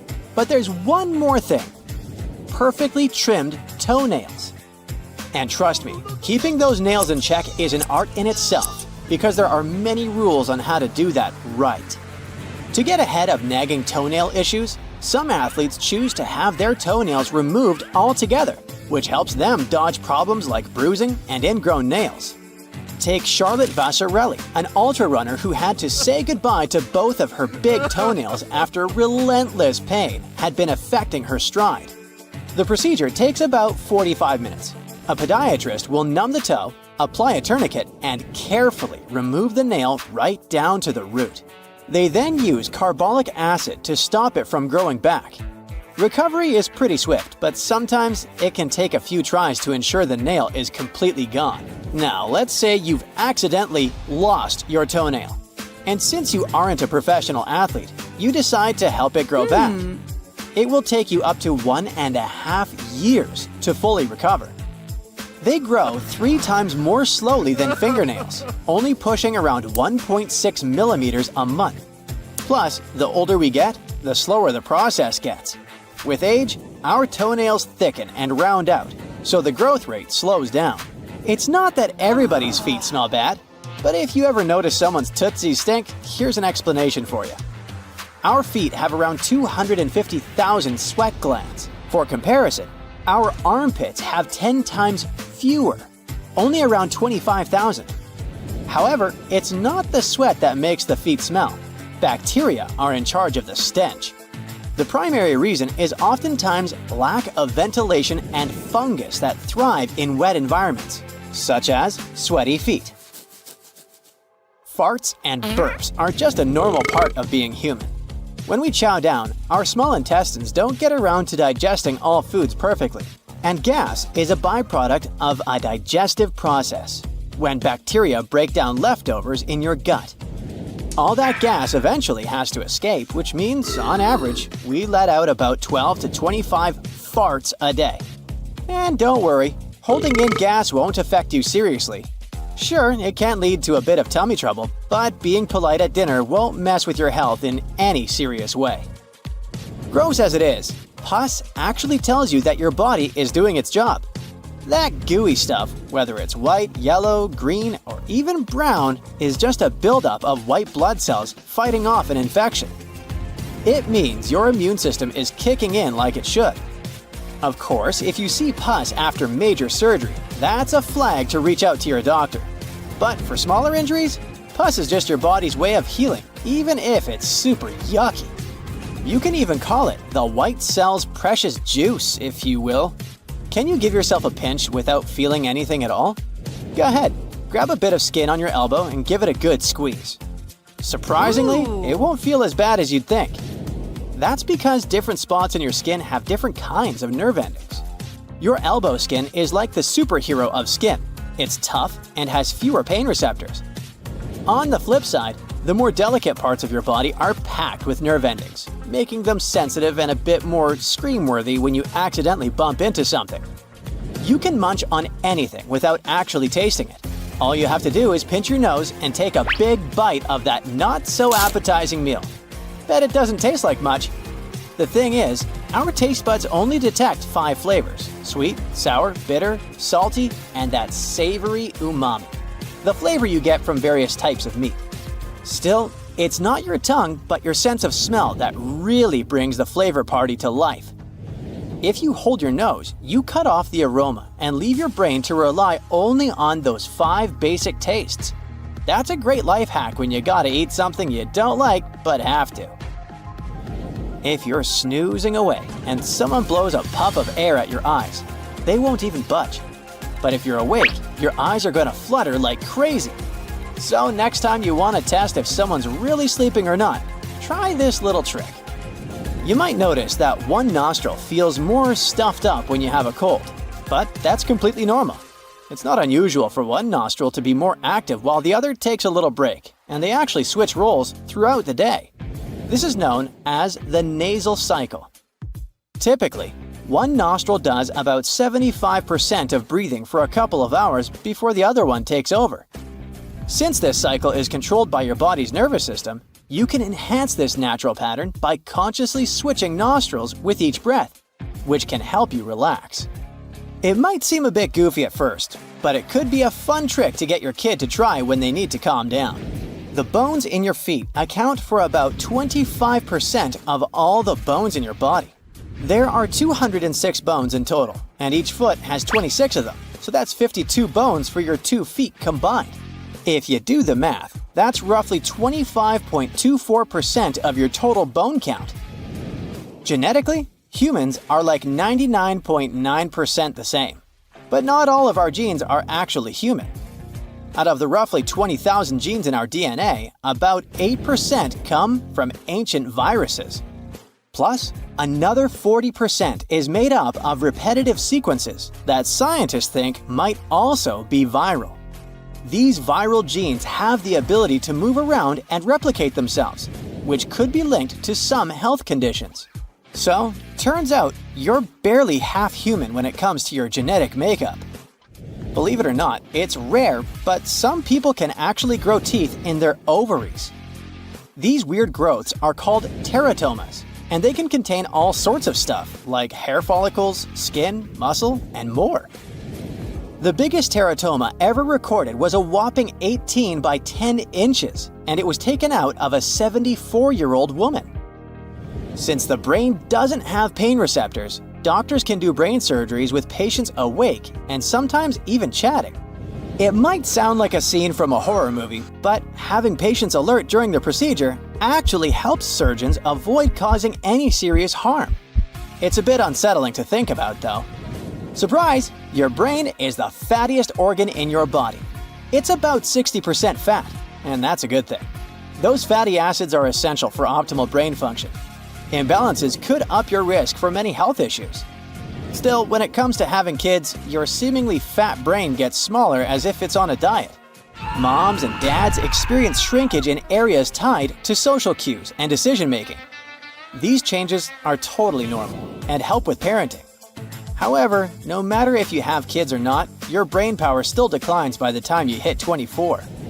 Studies show that cognitive speed starts to drop, and you keep losing about 15% every 15 years after. So if you're nearly 40, don't be surprised if things take a bit longer to process. Your ring finger can give away your marital status, but it also has some interesting secrets even before you tie the knot. Back in 1998, evolutionary biologist John Manning found out that if your ring finger is longer, it might mean you had higher levels of prenatal testosterone. Since then, several studies have backed this up, showing that folks with longer ring fingers tend to excel in sports. If you've just checked your palms and your fingers are really long, don't be too fast to judge. Not all scientists agree with that. However, there's some proof that men with longer ring fingers can be a bit angrier than other people. Maybe that's why boxing gloves resemble mittens, to keep you guessing about who the real champ is. You decide to try a new coffee brand that has a nice golden packing and proudly says 100% coffee on it. But it tastes nothing like your favorite drink. Don't blame yourself for being the worst barista on the planet. The substance you just purchased might just not be the real thing at all. It's so expensive because of how it's made. Coffee plants can't be hurried to grow. Depending on the type of coffee, it takes a coffee tree about 3 to 5 years to start bearing fruit. Coffee farming is a people-powered industry, from planting to processing. Coffee farms are often huge, so you need many workers to plant all those new trees. And it takes about 2,000 hand-picked Arabica coffee cherries to make a single roasted pound of coffee. If you want to get the best out of the variety of options, don't fall for labels saying 100% pure coffee. If it doesn't say 100% Arabica, they must have mixed in cheaper Robusta beans, which can make your coffee taste bitter. Check the roasted on date for freshness, not the best by date. When a brand offers a gazillion artificial flavors, it's a sign they're not confident in their beans' quality. A good roaster might have a few unique flavors, but not a whole buffet. In Japan, you'll find wasabi all over the place, but chances are, if you've tried it outside of that country, you've had a fake. True wasabi doesn't come from your regular horseradish plant. It's more like a root vegetable made from the underground stem of the wasabi plant. This stem is grated to make the real wasabi paste. Growing wasabi plants isn't easy as they only like clear, running stream beds in Japan's mountain river valleys. That's why the real thing is so pricey. Fake wasabi is usually a mix of regular European horseradish disguised as the real deal. You'll find it in squeezable tubes, little packets, or as a powder you mix with water. These products often contain just a tiny bit of the real stuff, usually 1 to 3%. It helps cut costs a lot. If you want to check if you've got real wasabi, check the texture. If it's super smooth and pasty, you're likely dealing with pureed horseradish. But if it's got a gritty feel, like it was freshly grated, it's more likely the real deal. Authentic wasabi is always served fresh because its flavor and zinginess vanish quickly once it's grated. The only Parmesan that you can really call this way gotta come from the Emilia-Romagna region in Italy, especially Parma, or a certain part of Lombardy. There are only about 300 certified dairies in that area that can make genuine Parmigiano Reggiano. And they've got to age it for at least a year to get those super important umami flavor crystals going. Some of it ages for up to 100 months or longer. The authentic Parmesan wheels are marked with a DOP stamp, Denominazione di Origine Protetta, basically saying it's the real deal from the right place. Italian Parmesan is easy to find in most stores, but there are other options that can be cheaper. That's because American-made Parmesan only needs to be aged for 10 months, and some graded blends can have up to 4% fillers, like rice flour or wood pulp cellulose. The legit Parmigiano Reggiano cheese only has 3 ingredients, and one of them is milk from cows raised in the same region. Plus, they've got some strict rules about what those cows can't eat, like fermented grain. Maple syrup fans, this one's for you. Did you know that to produce your favorite pancake topping, artisans have to tap maple trees that can grow more than 5 stories tall, extract sap, and then boil it down? It's an age-old craft passed down through generations from indigenous peoples to modern-day syrup makers. But many of the bottles with sticky sweet syrup inside have nothing to do with that process. Pancake syrup, or table syrup, is a mix of corn syrup, caramel coloring, and flavoring. If you see these ingredients on the label, it's a telltale sign you aren't dealing with the real maple syrup. The consistency of your purchase is another giveaway. The authentic maple syrup is runny. That's why you can pour it easily. Pancake syrup is thicker and stickier. The price can't always give away a fake in this case. It can be affordable even for the real product.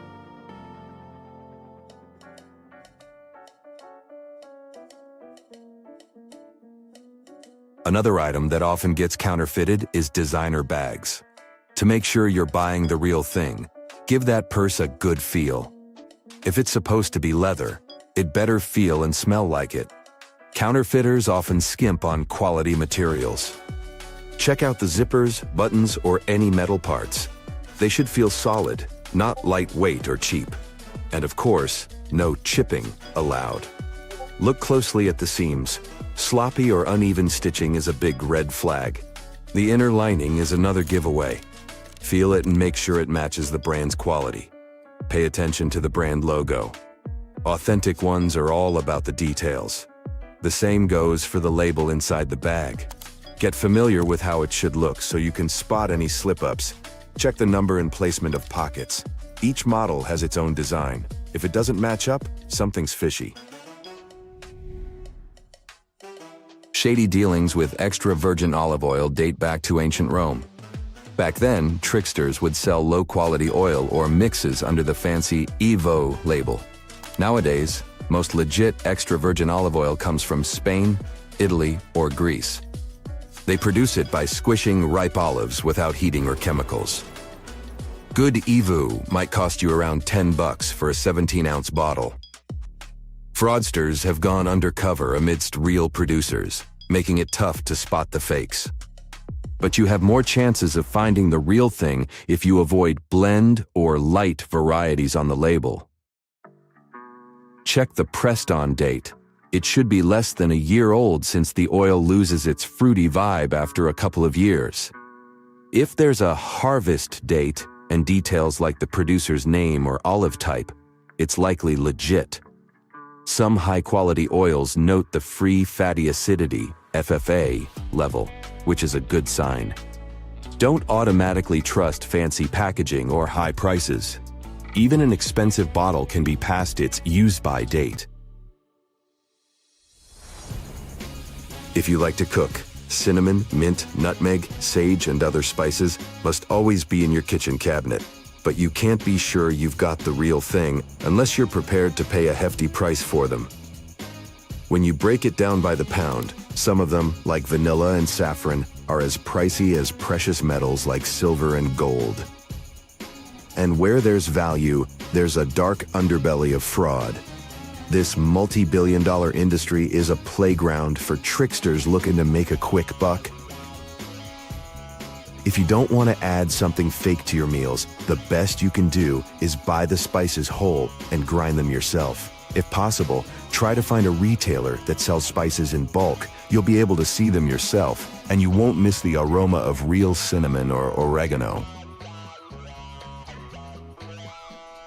If you're planning to buy a designer watch, look closely for any blunders or defects on the watch. Designer watches are usually made with high-quality standards, so things like chipped paint, scratches, or spelling errors are rare. Also, check if the clasp works and if the watch keeps accurate time. Genuine designer watches have precise, clear engraving created by skilled watchmakers. If the lettering looks messy or hard to read, chances are it's a fake. Designer watches are made with valuable metals and intricate parts, so they should feel a bit heavier than they look. If a watch feels surprisingly light, it might be fake. Real luxurious watches have unique serial numbers that should be precisely laser-etched, not sloppily printed. Make sure these numbers match the case and warranty numbers. Simply search online or contact the manufacturer's customer service to confirm you've got the real thing. Some men wear shoes with hidden heel lifts to look taller. Such shoes can make a person up to 6 inches taller. They look like regular shoes, but inside they have this extra insert. Sometimes, such an insert is glued down. Sometimes it's removable, and you can choose the height you need yourself. When the Titanic hit the iceberg and sank sometime later, the Atlantic Ocean was around 28 degrees Fahrenheit, which means the water was below its freezing point. No wonder so many passengers didn't make it. Some birds have a row of bristles protruding from the edges of their eyelids. Those bristles can probably be called eyelashes, but while human eyelashes are modified hairs meant to protect the eye, bird eyelashes are modified feathers. Identical twins don't actually have the same fingerprints, so you can't blame your misdeeds on your sibling after all. Different factors during development in the womb, like the position of the womb, umbilical cord length, and the rate of finger growth, impact fingerprints.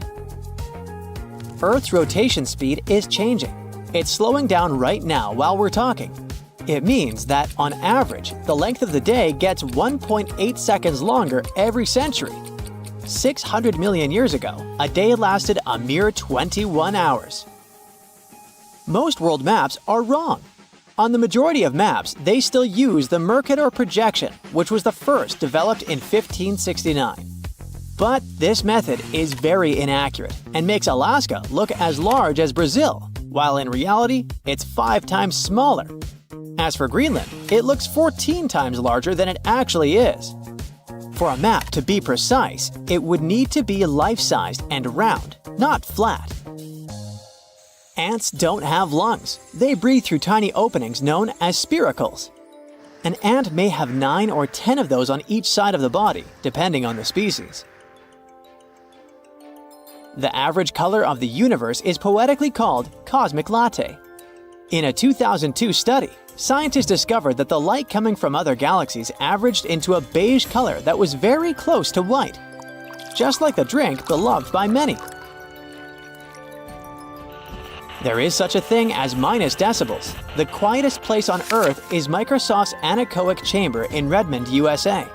The level of sound there is minus 20.6 decibels.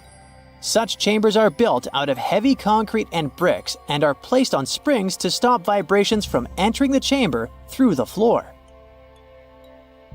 Bananas are radioactive. Wait, where did you go? It's not that bad. Bananas are rich in potassium, so each banana is slightly radioactive due to the natural isotope potassium-40.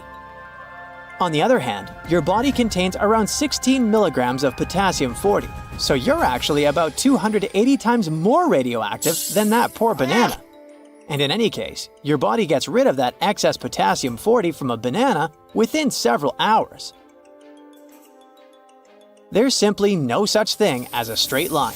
You just need to zoom in close enough and you're bound to spot some irregularities. Even a laser light beam is a bit curved. In emergencies, fish form orderly lines. For example, when evacuating through narrow spaces in dangerous situations, school of neon tetrafish queue so that they don't crash into one another or clog up the line. Scientists think that this behavior means that fish can respect social rules even in emergency situations, unlike us humans. Hippos can't swim. These animals have large bones. These bones are so big and dense that it makes hippos barely buoyant at all. So these animals don't swim. Instead, they perform something like a slow-motion gallop on the riverbed. Hippos can also sleep underwater thanks to a reflex that allows them to rise to the surface, take a breath, and sink back down to the bottom without waking up. Lego bricks can withstand compression better than concrete. A regular plastic Lego brick can support the weight of 375,000 other bricks before it breaks. Theoretically, it could allow you to build a tower more than 2 miles in height. But if we decide to scale this up to house-sized bricks, the price would be exorbitant. If you ever go to space, you can take your yo-yo with you. In 2012, NASA astronaut Don Petit took a yo-yo on board the International Space Station and used it to show some tricks.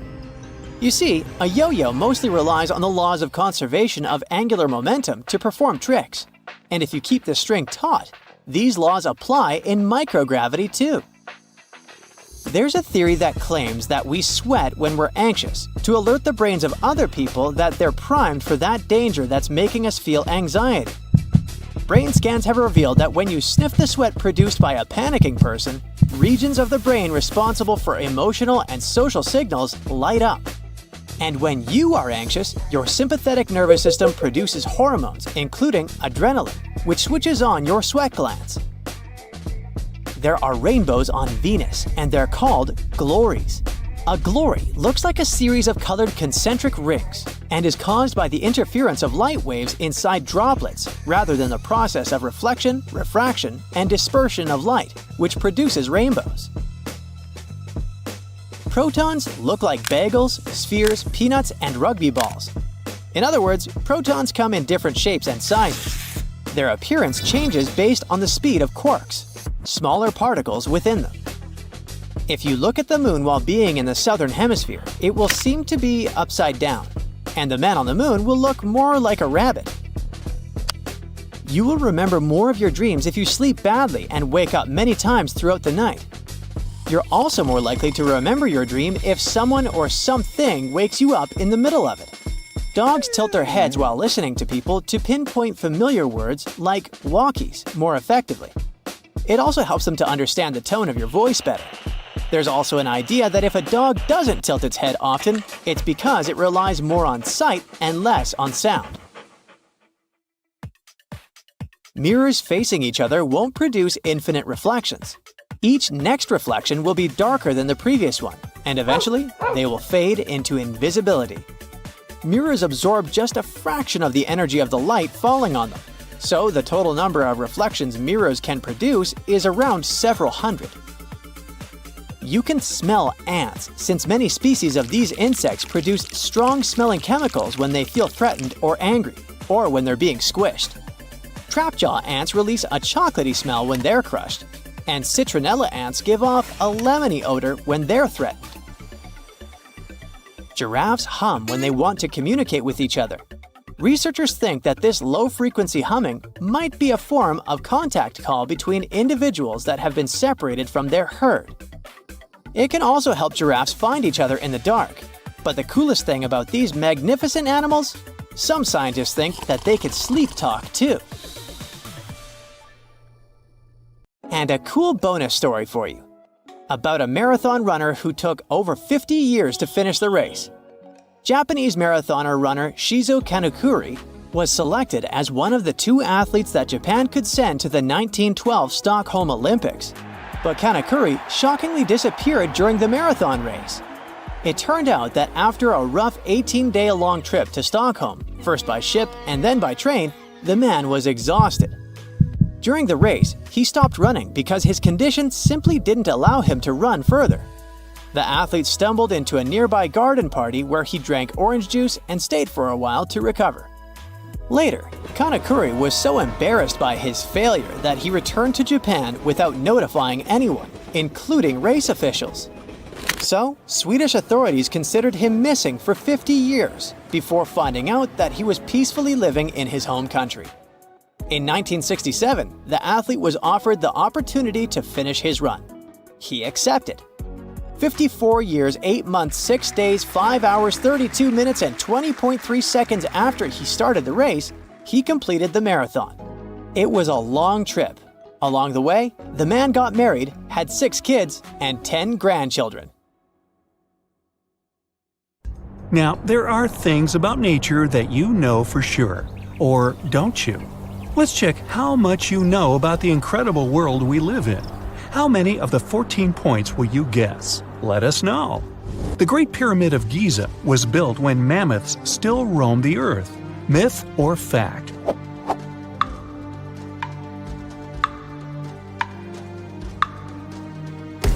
It's actually a fact.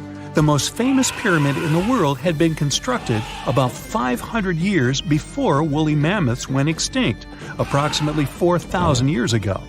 Their last known habitat was the cold and deserted Wrangel Island in the Arctic Sea, which might not have been as cold then as it is today. There are more trees on Earth than stars in the Milky Way. Is it myth or fact?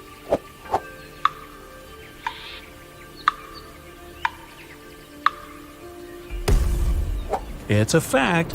Scientists used to believe there were about 4 billion trees on our planet, but more recent studies have shown that there are over 3 trillion of them, making it 420 trees per person. As for the stars in our galaxy, there are only about 100 billion, which is 30 times fewer than the trees on Earth alone. The trees you see are all individual ones. Myth or fact?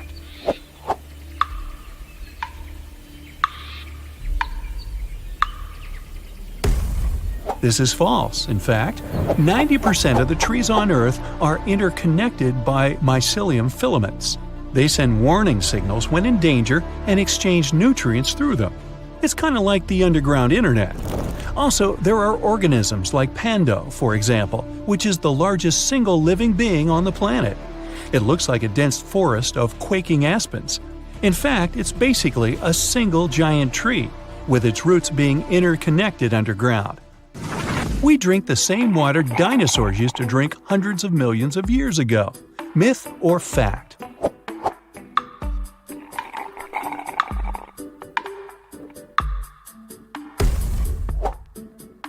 Actually, it is. Only a small portion of the water on our planet has evaporated for good. The rest of it is constantly renewed. So, mammoths, dinosaurs, and whatever came before them billions of years ago drank and swam in the same water we see today. Not to mention what else they did in the water. Unfortunately, the water doesn't keep information about those ancient creatures for us to find out more about them. Lightning never strikes the same place twice. Are you willing to bet on that? Myth or fact?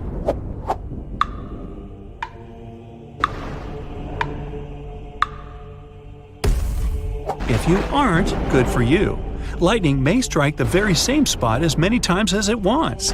It might seem random, but the electrical discharge from the sky is pulled toward the tallest objects in the thunderstorm area. Also, the material this object is made of matters too. It's by no chance that lightning rods on buildings are mostly made of copper and aluminum alloys. These metals are some of the most conductive materials, so they pull lightning very efficiently. All deserts are hot. Now, this one's easy, right? Myth or fact?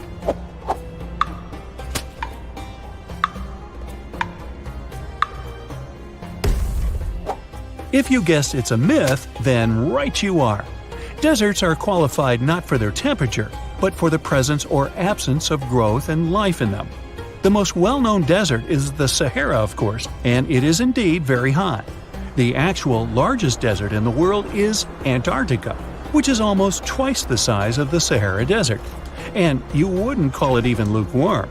It's a polar desert, and there are several others on our planet. For example, Greenland. There's enough gold underground to cover the entire planet in a thick layer. Would you believe that?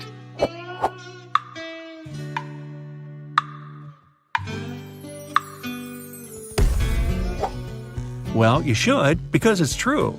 Since 1950, humanity has mined nearly 200,000 tons of gold. If we made a cube out of all this metal, it would be 70 feet high and wide. Recent data from scientists confirm that there are huge reserves of gold in the Earth's core. The metal is enough to cover the whole planet, and people might have gold up to their knees. The problem is, we just can't mine it from there. Hey, I don't mine if you don't. The Moon and Mars are better mapped than the Earth's oceans. Now, this can't be true, can it?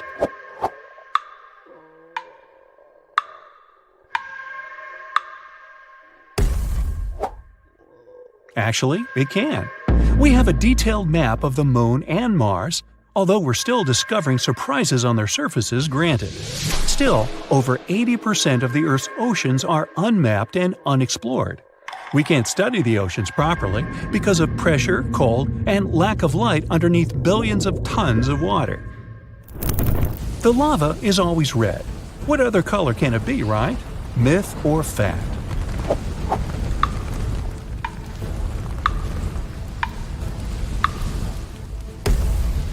Myth. Usually lava is really red or orange because it's basically molten rock from the deep bowels of our planet. But there's one volcano in Indonesia whose lava is blue and luminescent. Only at night though. During the day, it looks normal. No mystery about it, just tons of sulfuric gas. This volcano also has the largest acidic crater lake in the world. The water there is so turquoise, you want to jump in immediately, but you probably guessed you should never do that. The fire on that volcano is also blue, the largest blue fire in the world, rising up to 16 feet high. Ever seen a gas stove burning? Here, the principle is basically the same. You can see a rainbow at night, too. Is it myth or a fact?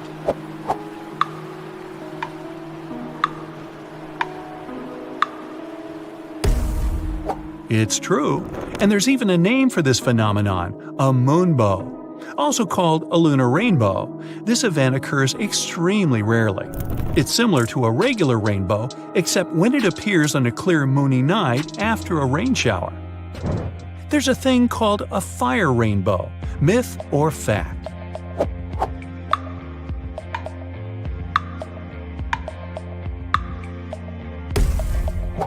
You bet! It's a beautiful phenomenon when the clouds in the sky are painted all the colors of the rainbow, looking like a fiery, multicolored cascade. It only occurs when the conditions are right, and those are very specific. It's close to the equator, the weather is clear, there are feather-like clouds in the sky, the sun is higher than 58 degrees above the horizon. Such clouds are made of ice crystals. When the sun's rays hit them, the particles refract the light and create a rainbow. Wow! There are rainbow trees, myth or fact.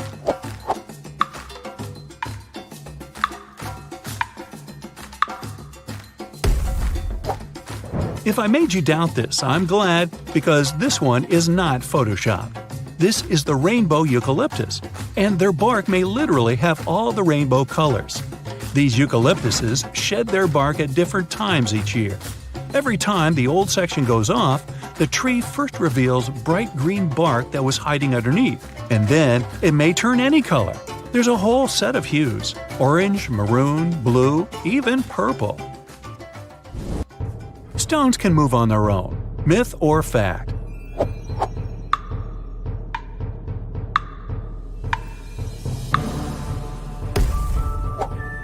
Well, you'd be right to believe me. There's a desert plain in California where rocks move around of their own will.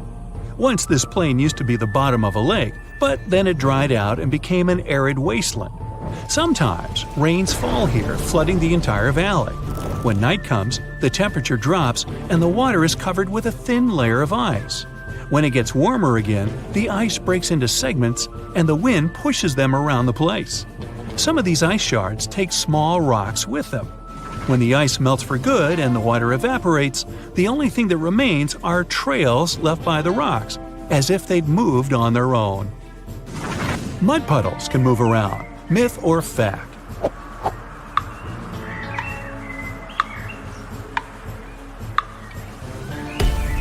In fact, a single mud puddle in the world also travels as it wants, and nobody still knows why. It moves at a pace of about 20 feet per year, and it seems to have started its journey near the San Andreas Fault in California. People have tried to stop its march but couldn't. So far, this creeping natural disaster isn't showing any signs of stopping on its own either. So, there's your pesky, problematic puddle to ponder. The original Superman from comic books didn't fly. He leaped from one tall building to another in a single bound. But animators who were working on a Superman animated series in the 1940s complained that the whole leaping thing would look silly on the screen. That's how Superman got his superpower of taking off into the air. Just 20% of laughter is caused by jokes and funny situations. The rest is people reacting to questions like, "How are you doing?" and regular statements. It helps to form social bonds. People who laugh together get closer. We humans are just one of the world's 8.7 million estimated species. This number includes 611,000 mushroom mold and other fungi species, 298,000 plant species, 7.8 million animal species. You've got the idea. There are 4 main facial expressions: angry, afraid or surprised, happy, and sad. But besides these basic ones, you can create up to 7,000 more. By the way, facial expressions that are genuine are more likely to be symmetrical. The mountains on Venus are covered with a snow-like substance, but the temperatures on the planets are scorching and no snow can exist there. The frost is actually metallic. An apple is almost 20% air. That's why it floats when placed in the water. Mysterious Pacific sleeper sharks live in an underwater volcano in Cavachi. It's not far from the Solomon Islands. Scientists have to send in robots to learn more about these creatures. People can't stand the heat and acidity of that environment. The University of Oxford is older than the Aztec Empire. The educational institution was established in 1096, and the Aztec Empire was founded 332 years later, in 1428. The tardigrade, aka the water bear, is a microscopic creature that's famous for its survival skills. It can live through extreme temperatures from 300 to negative 458 degrees Fahrenheit, and the pressure that's 6 times stronger than the ocean floor. The creature can also survive in a complete vacuum. Tardigrades sometimes spend almost 10 years without food. Pluto was discovered in 1930 and lost its planetary status in 2006. Within this rather long time, it still didn't manage to make a full orbit around the Sun. The former planet needs 248 Earth years to complete its orbit. In 400 BCE, Persian engineers built an ice machine in the desert. They noticed that ice tended to appear in the shadows during the night. They started to dig holes in the clay in the shaded spots. Then they filled these holes with water. In the morning, they dug the ice out of the holes and stored it in special super insulated constructions filled with hay. This helped the ice last even on the hottest days, and Persians always had something to help them stay cool. Those who cheated in the Olympics in ancient Greece were severely punished. They had to pay fines and could even be banned from any kind of competition. Interestingly, the fines were used to build bronze statues of those cheating athletes near the entrance of the Olympic Stadium with a description of how they had cheated. On average, a drop of water spends around 9 days in the atmosphere before it falls back to Earth. And if it ends up in the ocean, it sometimes takes more than 3,000 years before it evaporates again. John Mitchell was the first person to speculate about the existence of black holes. It happened in 1783. In his paper, he called them black stars. Unfortunately, his theory was forgotten until the 1970s. Raw sweet potatoes aren't actually sweet, but once you start heating them during cooking, a special enzyme called beta amylase breaks down the tasteless starch, turning it into sugar. The M100 galaxy is 55 million light-years away from Earth. This is a mind-boggling distance. The galaxy itself is 107,000 light-years across. It's a bit bigger than our home Milky Way galaxy. In 2006, Qatar Telecom had a charity auction where they offered a unique phone number, 666-6666. An anonymous bidder bought it for $2.7 million. Showers are famous for being able to spark creativity. When you're taking a warm shower, you usually feel relaxed and happy. Your dopamine level grows, increasing your chances of getting excellent ideas. The hashtag symbol has an official name, Octothorpe. It's a made-up word that was created in the same place where the telephone came from, Bell Laboratories. Back in the past, when there were no terabytes or even gigabytes yet, megabytes used to weigh a lot. The first computer, which was built in 1956, had a hard drive, or something similar to that. This hard drive's capacity was 5 megabytes. But the cabinet it was kept in weighed around 1 ton. Butterflies taste food with their feet because their taste sensors are there. If you were a butterfly, you could taste your pizza just by standing on it. Octopuses lay from 20,000 to 100,000 eggs at a time. The mother octopuses doesn't eat for half a year, protecting the eggs. When baby octopuses get born, they aren't bigger than rice grains. A big oak tree can drink 100 gallons of water a day, and a giant sequoia usually consumes 500 gallons daily. The inhabitants of Setenil de las Bodegas in Spain literally live under a rock. People work, study, and go for a walk beneath a huge rocky outcropping. Their homes are built right into the side of the rock. However hot it is outside, you still won't be able to cook an egg on a sidewalk. The highest sidewalk temperature can be more than 140 degrees Fahrenheit. But to cook an egg, you need at least 158 degrees Fahrenheit. Concrete is a great heat conductor, but it's not hot enough to make breakfast. There is a sea with borders defined not by land, but by ocean currents. It's the Sargasso Sea in the Atlantic Ocean, not far from Bermuda. Several currents create a large still area of salty water filled with floating seaweed. Hummingbirds are tiny creatures, but one particular species, the bee hummingbird, breaks all records. The thing is so minuscule it often gets mistaken for an insect. The bird also weighs less than a dime. Hot chocolate tastes better if you drink it out of an orange cup. Researchers asked 57 volunteers to try the same hot chocolate out of red, cream, white, and orange cups. Almost all the participants agreed that the chocolate tastes better when served in orange cups. It proved that the way something is served influences your perception of its taste. Gravity-defying geckos have millions of tiny branched hairs on their bulbous toes. This system lets geckos stick and unstick their feet at breakneck speed, scurrying across surfaces at 20 body lengths per second. It's a proven fact that when you're on the computer, you blink less. In everyday life, you blink around 20 times per minute. But when you're using a computer, it's only 7 times per minute.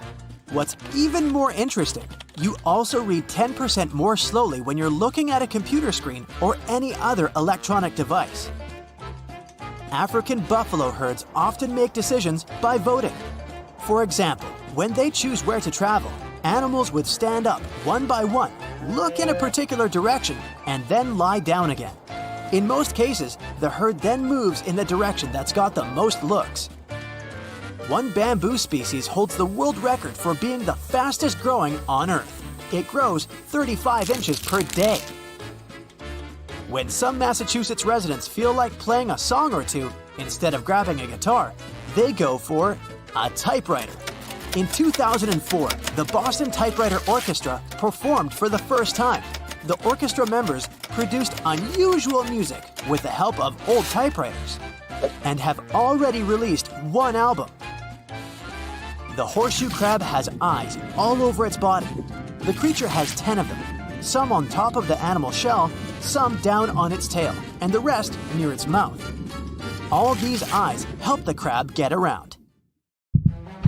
Poor Pete. Pete is so scared of bugs, all he wants is to find a place on Earth where he can be safe from them.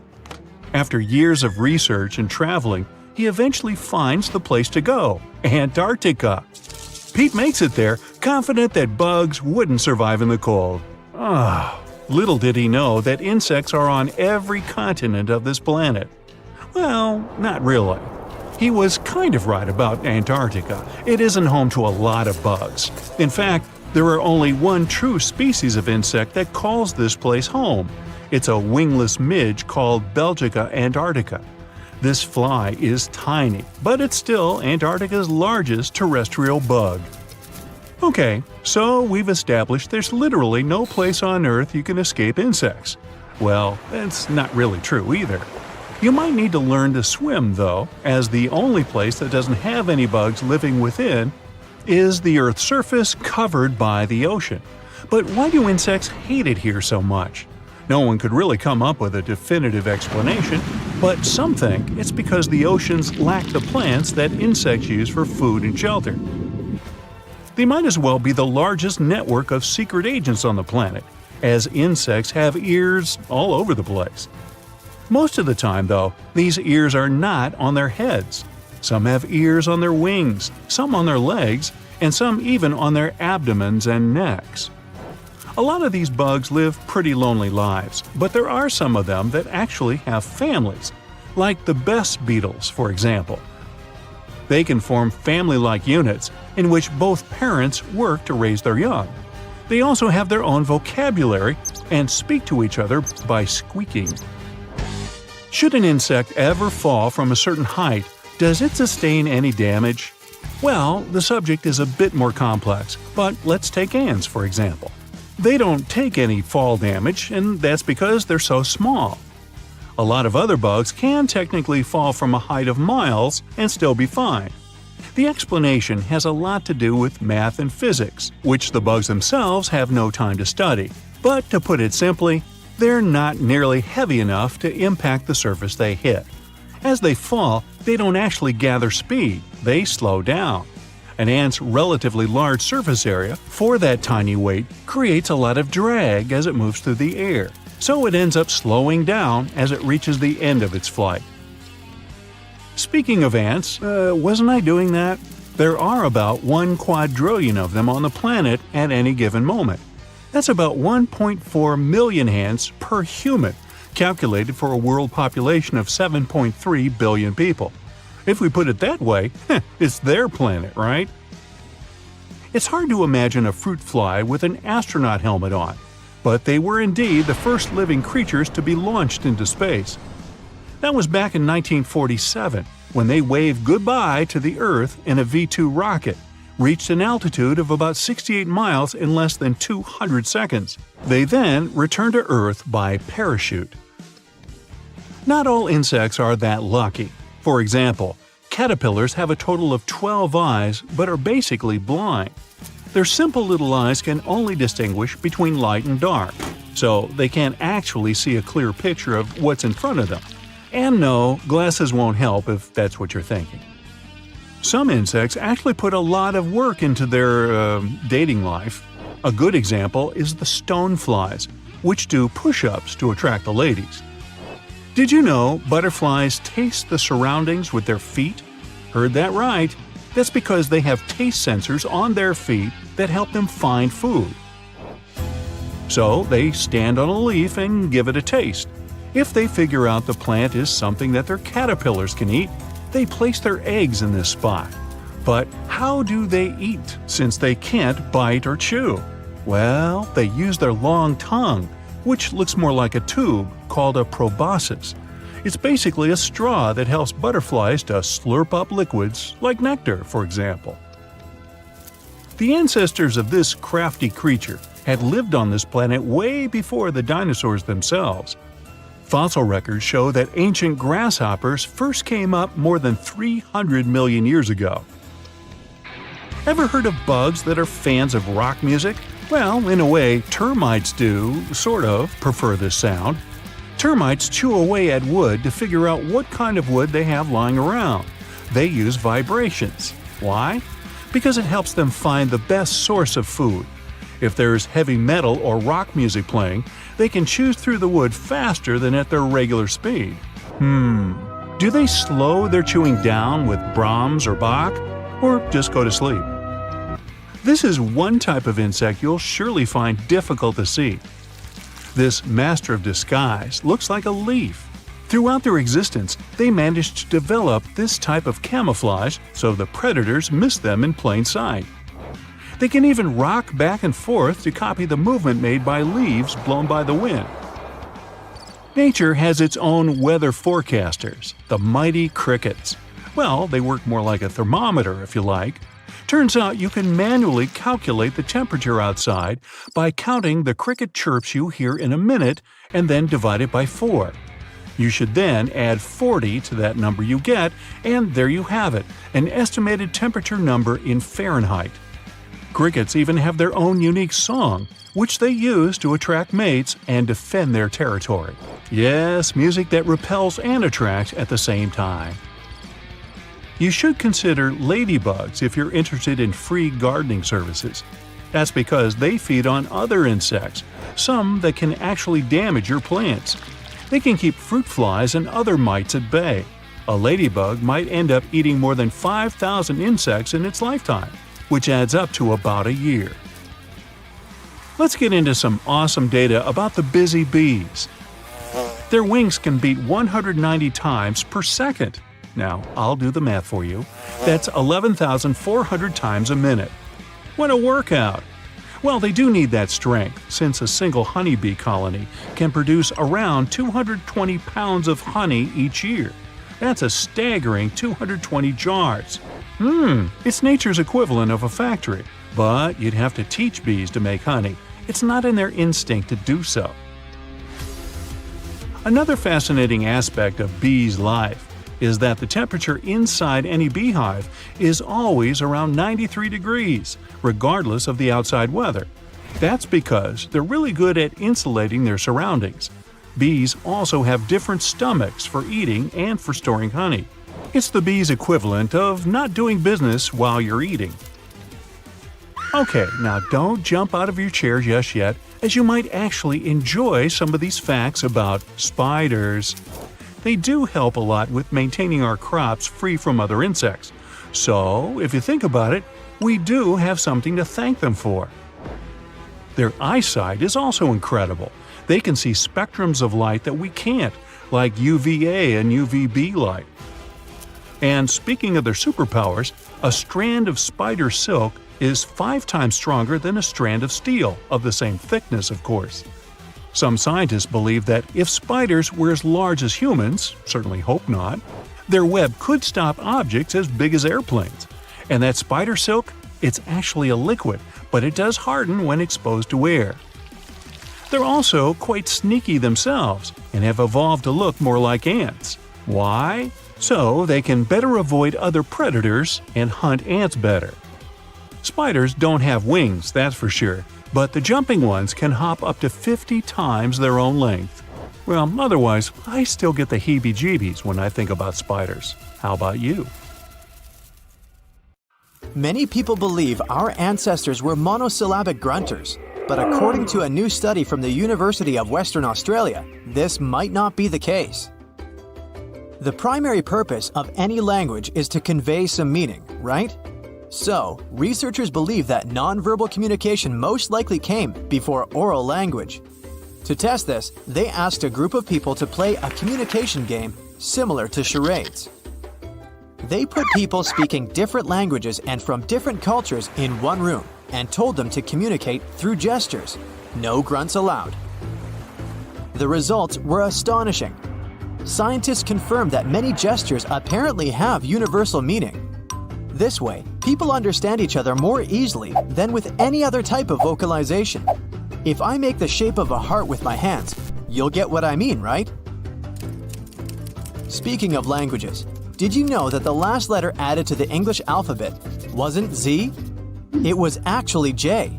It's also no coincidence that I and J are side by side. They started out as the same letter. J was just a prettier way of writing I. With time, J got its own phoneme and became a separate letter all on its own. Bees are fascinating creatures. They're very important for people. For one thing, it's their delicious honey. But they are the best pollinators too. We need them to keep restoring our food supplies. Some people may be afraid of their stingers, but honeybees will only sting you if they feel threatened. The worst part is that bees never survive after stinging you. These insects can't pull their barbed stinger out of your skin. And this stinger is part of the bee's digestive tract, nerves, and muscles. After losing all that, the tiny creature can't really make it out alive. The filling between Kit Kat wafers is made from other Kit Kats.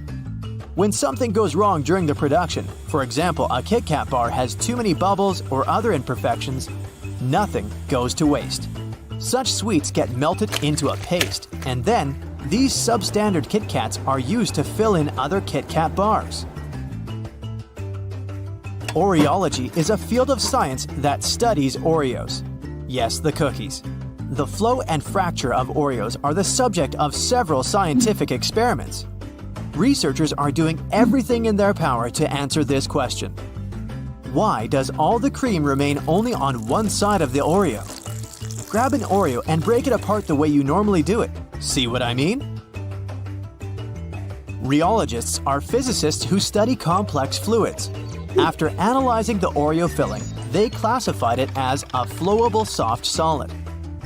These are fluids that are soft when you don't disturb them and flow when they're under a large amount of stress. No, that doesn't mean Oreos are literally stressed. This means that the cream on the inside will behave according to the pressure you apply while opening a cookie. The trick that will help you distribute the cream is a simple twist. If you twist an Oreo slowly and steadily, this will reduce the stress and most likely let the cream stay on both sides of the cookie. Try it out for yourself and let me know if it works for you. Meanwhile, Oreologists have developed a special machine to do the testing. Ever heard of an Oreometer? It was designed specifically to twist Oreos at an optimum speed and angle. Way to go, cookie science! It's a beautiful afternoon, and you're looking at the sky. Wait, what are those tiny dots traveling in squiggly lines? They're only visible for a short moment. You might even mistake them for mosquitoes. Those are your white blood cells. They're moving inside your capillaries running through the front part of the retina in your eyes. The funny thing is, most people don't notice the dots until someone asks them to pay attention.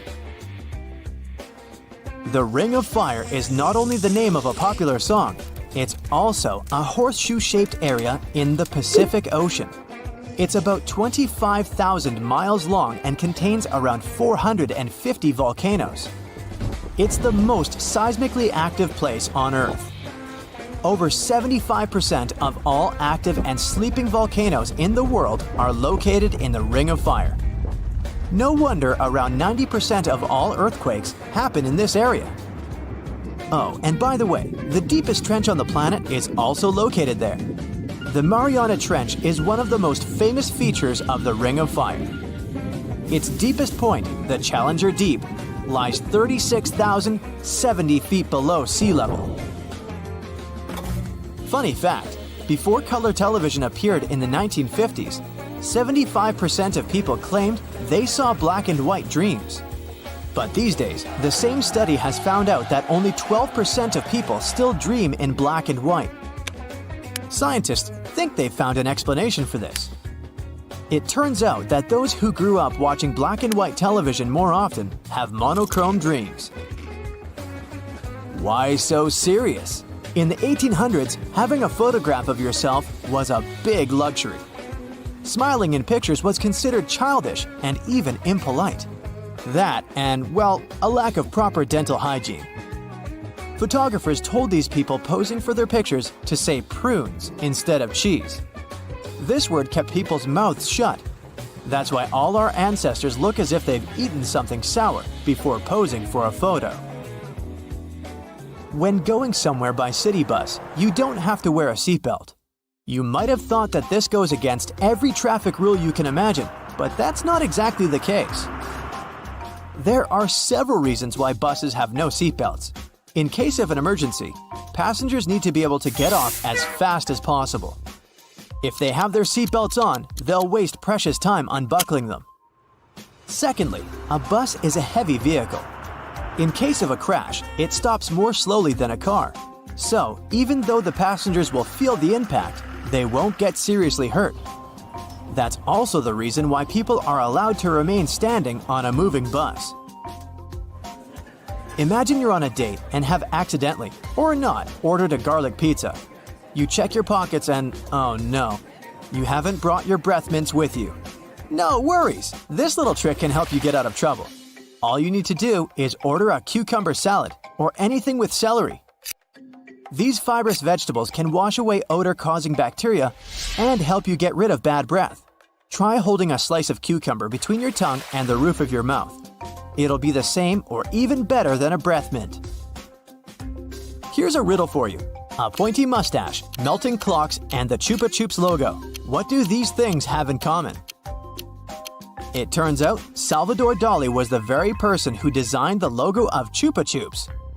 The surrealist artist also suggested that the logo should be placed on top of the lollipop so people could see it at all times. Lady Liberty, when it first arrived in New York, wasn't green. It was the same color as a penny, copper that is. It turned green over time due to the process known as oxidation. But it still looks amazing, right? The difference between the American and European chocolate does exist. But why don't they taste the same, you might ask? The answer is simple: different regulations. European chocolate has to contain at least 14% of dry milk solids, while the minimum amount in the US is 12%. This means European chocolate is kinda creamier. It's also more chocolatey since it contains more cocoa. Experts had been experimenting with the potato chip shape until they finally got the ideal formula. That curvy shape we associate with chips has a scientific name. This shape helps prevent big problems. If chips were shaped in a different way, they would immediately break into pieces once put into a bag. But the curvy shape helps them remain in one piece. You might have noticed a similar approach in architecture when domes and arches strengthen the structure of a building. The heart continues beating on its own for around 3 minutes after being separated from its owner. It occurs because of a phenomenon called self-excitation, when something generates its own energy. When we appear in this world, we have 300 bones, but with time, some of them fuse, leaving us with around 206 bones. And still, some have extra bones in their skull structures. Those are Wormian bones, which are basically extra bone pieces found within the joints of the skull. If you laid flat the respiratory tubes in the lungs, they would cover an area as large as a tennis court, all thanks to 33 generations of branching. The brain is as cool as the lungs. It has 86 billion neurons, nerve cells that send messages all over your body and allow you to do everything from breathing to talking, eating and thinking, or doing sports. The brain also has up to 60 trillion synapses, the places where neurons connect and communicate with one another. That's more than all the leaves on all the trees in the world. And here's another fun fact. Your eyes are like car engines. They need fluids to function properly, just like an engine needs gasoline. So when you blink up to 20,000 times a day, you're basically giving your eyes a windshield wash. Have you ever blushed and felt your cheeks turn red? Well, did you know that your stomach lining can blush too? When you blush, there's an increased blood flow in your body, and that includes your stomach lining. It turns red because it has plenty of blood vessels, and when there's more blood than usual, it shows. Now, we all know that plastic is bad for the environment, but did you know that we can actually digest it in tiny quantities? However, our digestive system can't handle grass. Grazing animals have special teeth and several stomachs to process raw leaves and grass, while we're stuck with just one stomach. We all have two super fast muscles that control our eyelids closing. They're actually the fastest muscles in our body, and they shut our eyes within a mere 0.1 second when triggered. And while we still don't know why we blink, we do know that women blink more often than men, and that we tend to blink in unison when watching a movie with friends. Maybe it's just a weird human thing. By the way, every time you eat something, your esophagus, the organ your food travels through to reach the stomach, moves in a series of wave-like contractions, pushing the food forward. This process is called peristalsis. Your fingers don't have any muscles whatsoever. To move them, you involve tendons connected to muscles in your hands and forearms. Some people, around 12% of women and almost no men, have 4 cones in their eyes. This condition is called tetrachromacy. People with this peculiarity can see a whopping 100 million colors. Your body glows, emitting tiny amounts of barely visible light, the product of biochemical reactions going on in your organism. The light intensity changes throughout the day. Unfortunately, you can't detect it with the unaided eye. Marfan syndrome is a genetic condition that affects the body's connective tissues, making them more elastic. This can make you unusually tall, have elongated limbs, and often be extremely flexible. And some people use this as an advantage in their careers. Javier Botet was diagnosed with Marfan syndrome at a young age, but he made a name for himself in the horror film industry. He can contort his body in such an eerie and unsettling way that this has landed him roles in numerous films such as Mama, The Conjuring 2, It, and Slender Man. But Marfan syndrome is a spectrum disorder. While some people with the condition can live relatively normal lives, others may face serious health issues. The DEC2 gene mutation is a mutation that allows people to have just a few hours of sleep a night and still feel great. They don't get tired and never sleep in. On average, such people wake up at 4 or 5 a.m. No more than 5% of the world's population has this feature. Human embryos, the initial stage of development for a multicellular organism, have a tail, and it usually disappears before birth, leaving us with a tailbone. In the future, this structure will probably vanish altogether since it has no apparent purpose. People lose 30 to 40,000 skin cells every minute. It adds up to 43 to 57 million skin cells per day. But worry not, the epidermis, the top layer of your skin, replaces itself every 30 days or so.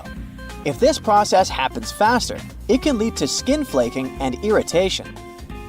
The liver is a unique organ. It can regenerate after 60 to 70% is removed. At the same time, its shape may change afterward. It might sound like something out of a comic book, but humans can actually have super strength. Turns out, some accidental mutations can unleash titanic strength without any crazy workout routines.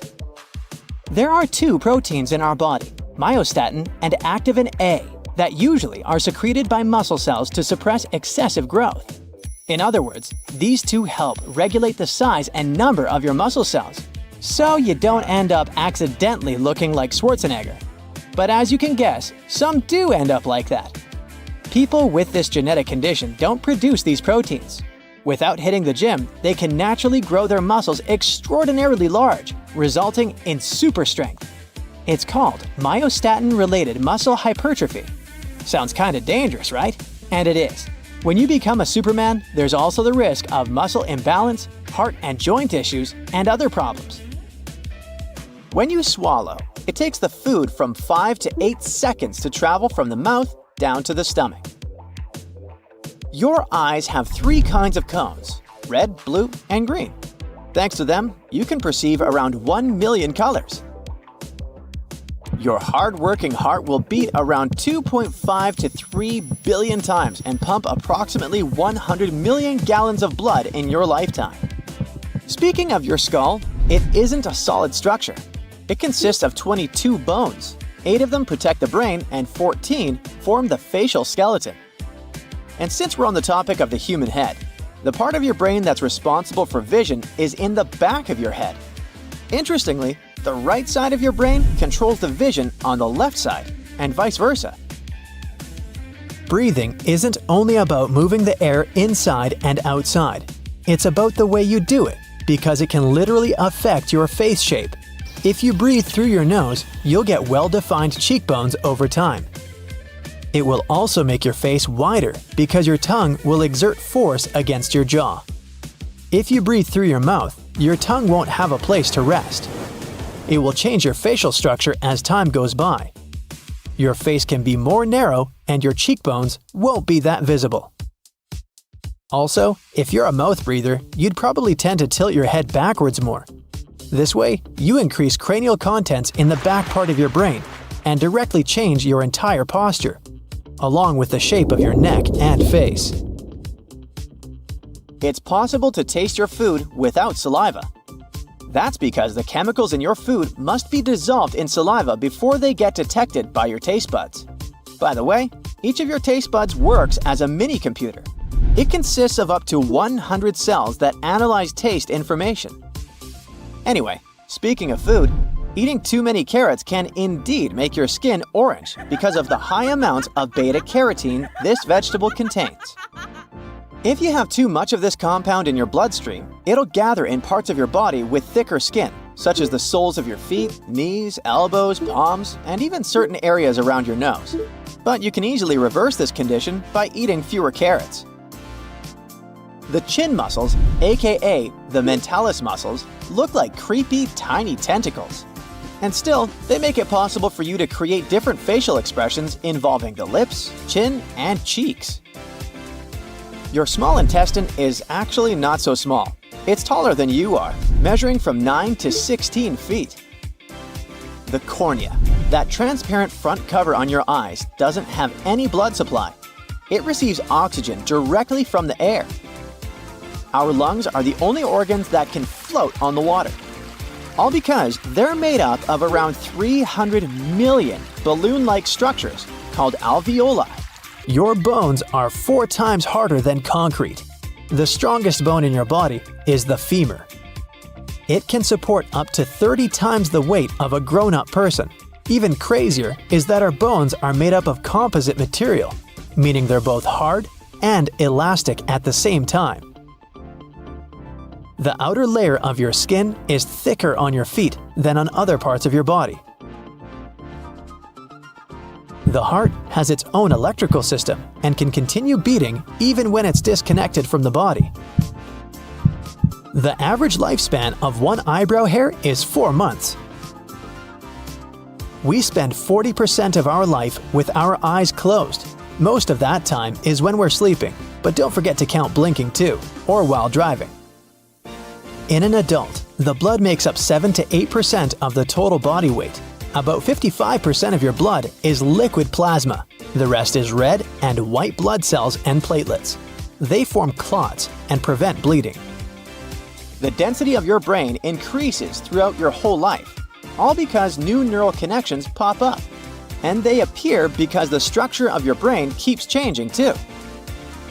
The same process of changing will occur to your feet too. They're likely to become bigger with time. When people grow older, ligaments and tendons in their feet weaken. This makes the arches flatter and feet become wider and longer. People who live to be 110 years and older have more immune cells, called T helpers, than the average person.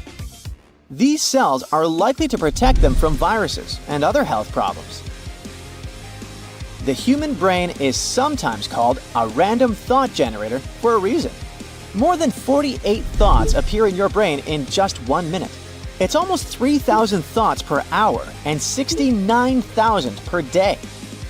You know these before and after makeovers? Well, if you saw a pic of an average human who lived about 1 million years ago compared to a pic of an average human who lives today, you'd be astonished. And get this, it's a makeover performed by Mother Nature. Like back in the day, the earliest human species were basically tiny with long arms and short legs. They needed a big digestive tract to handle all those plants they were chowing down on, and their rib cages were super wide to make room for all the organs breaking down their food. Time went by and some of these humans started adapting to hot climates, and they all got narrow and leggy to stay cool. They started eating meat and other quick-to-digest foods, which meant they could have smaller digestive tracts and use more energy for their tall bodies and big brains.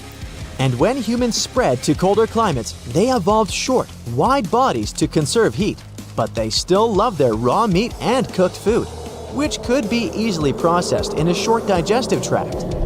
Check out this skeleton of an 8 to 9-year-old Homo erectus kid from East Africa.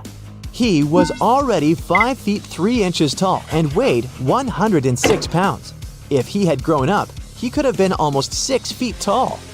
His lean body was perfect for hot, dry environments. And then there were the Neanderthals, who were only about 5 foot 4 inches tall on average. They had short, broad bodies that were great for dealing with winter cold and even ice ages. Speaking of the brain, it can decide what sounds to focus on when you're in a loud place. Thanks to this ability, you can shut out all other voices and concentrate on the person you're listening to. In most cases, hiccups are harmless and resolve by themselves within a couple of minutes. But if you want to avoid this condition, you should know that it might occur because of temperature changes. There's a bond between your digestive system and your brain, the gut-brain axis. This is the main reason why stress or brain issues can affect the way your body digests food. These days, humans have softer diets and, consequently, smaller jaws.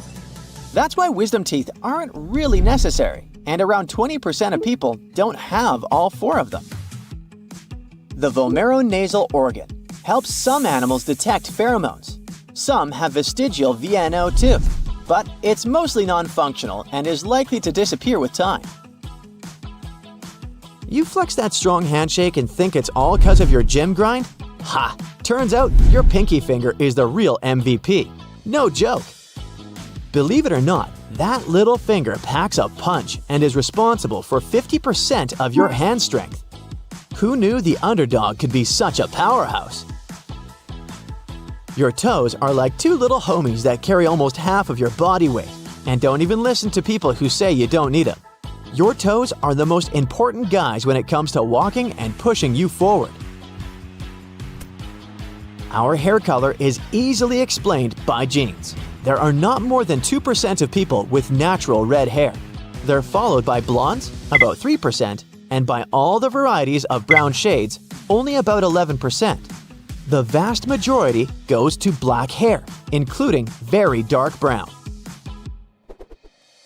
Who knew that nails had a secret talent besides helping us pick up tiny objects and peel off stickers? They also give us a structure to press against so we know how firmly to hold anything. Talk about multi-talented. Move over, Rapunzel. It's not just our hair and nails that can grow. Our liver can regenerate itself from just 51% of its original size back to full size. But don't go damaging it too much, or you'll end up with scars. In the future, people are likely to change due to extensive use of technology. So we might have text claws, cramping from gadget use, and 90-angle elbows from holding our devices. Besides, there's a theory that humans are likely to get smaller to conserve energy in our increasingly crowded world. Your body maintains a very careful water balance, and if it loses just 1% of water, you start feeling thirsty. Your brain can process up to 1,000 words per minute while you're reading. Rapid eye movements, saccades, help us absorb information more quickly. As for your tongue, together with your lips and teeth, it allows you to say more than 90 words per minute using over 20 various movements. Your body constantly converts food into energy. 1 calorie is equal to around 4,200 joules. And that's how much you need to change the temperature of 2.2 pounds of water by 1 Kelvin. People have as many hairs on their bodies as chimpanzees. The only difference is that human body hair is mostly useless and so fine that it's almost impossible to see. Who would have thought that tomatoes have more genes than humans? But don't worry, it's not the number of genes that matters. It's how they all work together. So go ahead and enjoy that tomato sauce on your pizza. Hold your nose the next time you eat and see how much your taste buds fade. It turns out that the nose is actually responsible for 75 to 95% of our taste perception. So don't underestimate the power of those sniffers. Keep your mouth hydrated or your taste buds won't work properly. Saliva triggers chemical reactions with enzymes that break down the food as soon as it enters your mouth. So drink up and savor those flavors. Forget about distinguishing between 10,000 smells. Recent research shows that we can actually differentiate between over 1 trillion smells. And not only that, but smells can evoke some distant memories too. So next time you catch a whiff of something familiar, take a moment to reminisce. When you're snoozing away, your sense of smell goes on vacation too. So even if your room smells like a dumpster fire, you won't even notice it. Sweet dreams, right? And speaking of dreams, did you ever wonder why some of them are in black and white, while others are like a rainbow explosion? Well, apparently it all depends on the TV you watched as a kid. So I guess your grandparents had some pretty boring dreams, huh? Chromesthesia is seeing colors when you're listening to music. It's a kind of synesthesia, a phenomenon when people have several senses mixed. Some of them perceive numbers in different colors. Others can taste words. People have more than 5 basic senses. Don't forget about the sense of space, the sense of pain, the sense of balance and time, the sense of temperature around and in the body, and many others. Your teeth are the only part of your body that can't repair itself, but the enamel which covers them is one of the toughest things in the human body. After growing several human taste cells in the lab, scientists found out that they had an ability to smell. In each of them, there were a few molecules similar to the ones found in the cells in your nose. Apparently, our senses of smell and taste are even more connected than we thought before. Now let's talk about listening to your heart. Not only is it a great metaphor for following your dreams, but it can also give you away if you're lying. Yeah, your heart rate starts racing like Usain Bolt when you're fibbing. Okay, brace yourself for this one.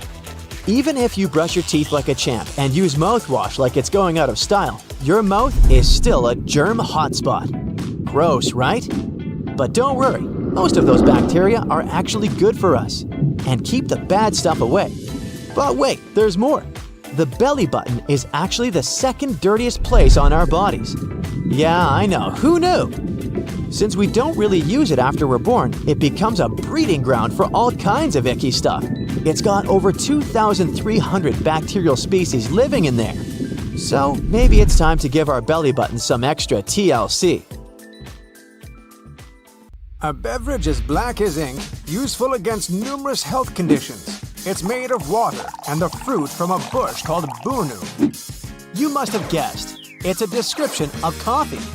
This is how coffee was described by a German physician who had a 10-year trip to the Near East back in the 16th century. Today, you don't have to venture into the unknown to get a cup of precious liquid. You can easily make it at home or visit the closest coffee shop. As of 2023, in the US alone, there are over 72,000 coffee shops. Imagine the whole world. When you think of coffee, what's the first country that comes to your mind? Italy? Maybe France? But here's the kicker. Actually, Finland is the coffeeest country in the world. Just picture it. An adult Finn consumes up to 27.5 pounds of coffee per year, while an American only consumes about 11 pounds. Norway proudly takes second place, and Denmark closes the top 3. Italy and France aren't even in the top 10. And by the way, Each day, people on our planet drink approximately 1.6 billion cups of coffee. If you're planning to hit some longevity records, coffee may come in handy. There's been research conducted by Harvard Health Publishing stating that those who drink 3 to 4 cups of coffee per day are more likely to have a longer lifespan. Sounds cool, but it's probably not the best option.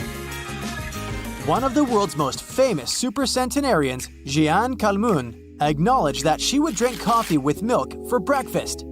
And she lived an incredibly long life of 122 years. Not only do people prove that coffee helps with longevity, but cats can also prove it. This is Cream Puff from Texas. It's the cat that lived for 38 years. Jake Perry, Cream Puff's owner, shared some details about his pet's diet. Cream Puff would typically eat dry cat food, eggs, turkey bacon. Alright, nothing special here. But the cat was a big fan of coffee too. Cream Puff preferred coffee with cream. Now, here's a question for you. What color is your coffee mug?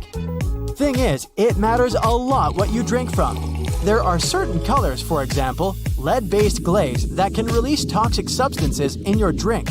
Mugs glazed with red and orange are most likely to contain lead. So, if you want to play it safe, opt for mugs made of glass, ceramic, or stainless steel. Also, mugs made of plastic or aluminum aren't safe either, as they may release unwanted substances, just like glazed mugs. But the color matters for psychological reasons too. There's been an experiment concerning coffee perception based on the mug color. So, it turns out that if we drink coffee from a white mug, it may seem less sweet than if we drink it from a blue or transparent one. Coffee even played an important role in major sports events. Back in 1932, Brazilian athletes couldn't afford a trip to LA to participate in the Olympic Games. However, a solution was found. The authorities loaded the athletes onto a ship full of coffee. That coffee was sold on the way, so it helped finance their trip. Coffee is also the key to a happy family life, or at least it used to be. In the 15th century in Mesopotamia, coffee was pretty important when it came to marriage. Men would choose their future wives based on how well they could make coffee. Luckily, we have coffee machines for that today, so we choose partners based on their personalities. And in Constantinople, a wife could file for divorce in case her hubby did not provide her with enough coffee. According to industry standards, you need around 56 coffee beans to make a single shot of coffee. Beethoven, yes, I'm talking about one of the main hitmakers of all time, would count 60 beans precisely to brew his morning coffee. I guess it was more of a ritual than a particular recipe. Hey, do you have any rituals for your morning, Joe? Another hitmaker, Johann Sebastian Bach, even dedicated a cantata to coffee, which he called Coffee Cantata. Pretty straightforward, huh? The cantata tells about coffee dependence. Even though black coffee is supposedly the most common type out there, pretty much everyone tried cappuccino at least once. By the way, it got its name because of the final color the drink has. It's a soft brownish shade, very much similar to the color of the capuchin robe. Plus, the robe has a hood, and the word hood translates to Italian as cappuccio. Now the name finally makes sense. Those who don't like to spend time brewing coffee often opt for the instant variety. Let's say happy birthday to instant coffee. It's soon to turn 116 years old. It was invented in 1907, and up until the 1970s, many consumers would criticize it for having an inferior taste.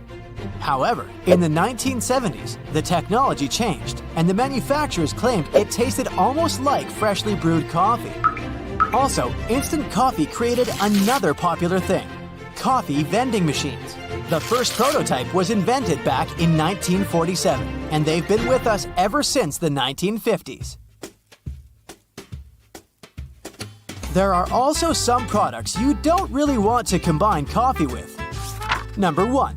Meat. The logic is simple. Coffee can absorb zinc in the body. Therefore, it's not the best choice to have coffee after grabbing something that contains zinc. I'm talking about red meat, oysters, and beans. Number 2. Fried food. Such dishes tend to contain a lot of so-called bad fats. And once you combine them with caffeine, this mix increases the cholesterol levels in your body. Number 3 may come as a surprise, but still, coffee and milk aren't the best match. Coffee doesn't let the calcium absorb, so technically, you just don't get many nutrients from the milk. Japan seems like the perfect place for those who love coffee. I mean, do you know any other place where you can literally bathe in coffee? Me neither. So this hot springs spa and water amusement park near Tokyo got famous for its extraordinary hot tubs. There are 26 baths in total, and they're filled with coffee, green tea, and many other drinks. Only fresh ingredients are used, and the baths get refilled every day. So, to make a coffee tub, they brew coffee beans with water from natural hot springs. By the way, the price is pretty reasonable. An adult ticket costs about $36. If you tried to make a coffee tub yourself, you'd probably spend more. Time to debunk another myth. Decaf coffee does have caffeine. A middle-sized decaf drink has about 7 milligrams of caffeine, while regular coffee has about 7. Yep, 10 times less, but it's enough to disrupt your sleep. As for classic coffee, remember that caffeine has a 6-hour half-life, so it takes about 12 hours to fully eliminate it from your body. Coffee is a no-go both before you go to sleep and right after you wake up. Cortisol, the stress hormone, is not only responsible for stress, but for sleep cycles too. It spikes between 8 a.m. and 9 a.m., so a cup of coffee only adds to anxiety in the morning. Grab it when the cortisol is at its lowest. It also spikes between noon and 1 p.m., and between 5:30 and 6:30 p.m. No coffee at this time. Many people believe coffee is not the healthiest drink, opting for good quality water or other beverages. Still, if you just can't say no to your guilty pleasure, try buying a thermocup and brewing coffee at home. You'll save money and nature, since the disposable coffee cups aren't recyclable, and it takes at least 20 years for them to decompose. A pop-in in a coffee shop may be your daily ritual, but have you ever counted how much you spend on your morning habit? Millennials spend over $2,000 a year on coffee, investing sometimes more than they do in their retirement.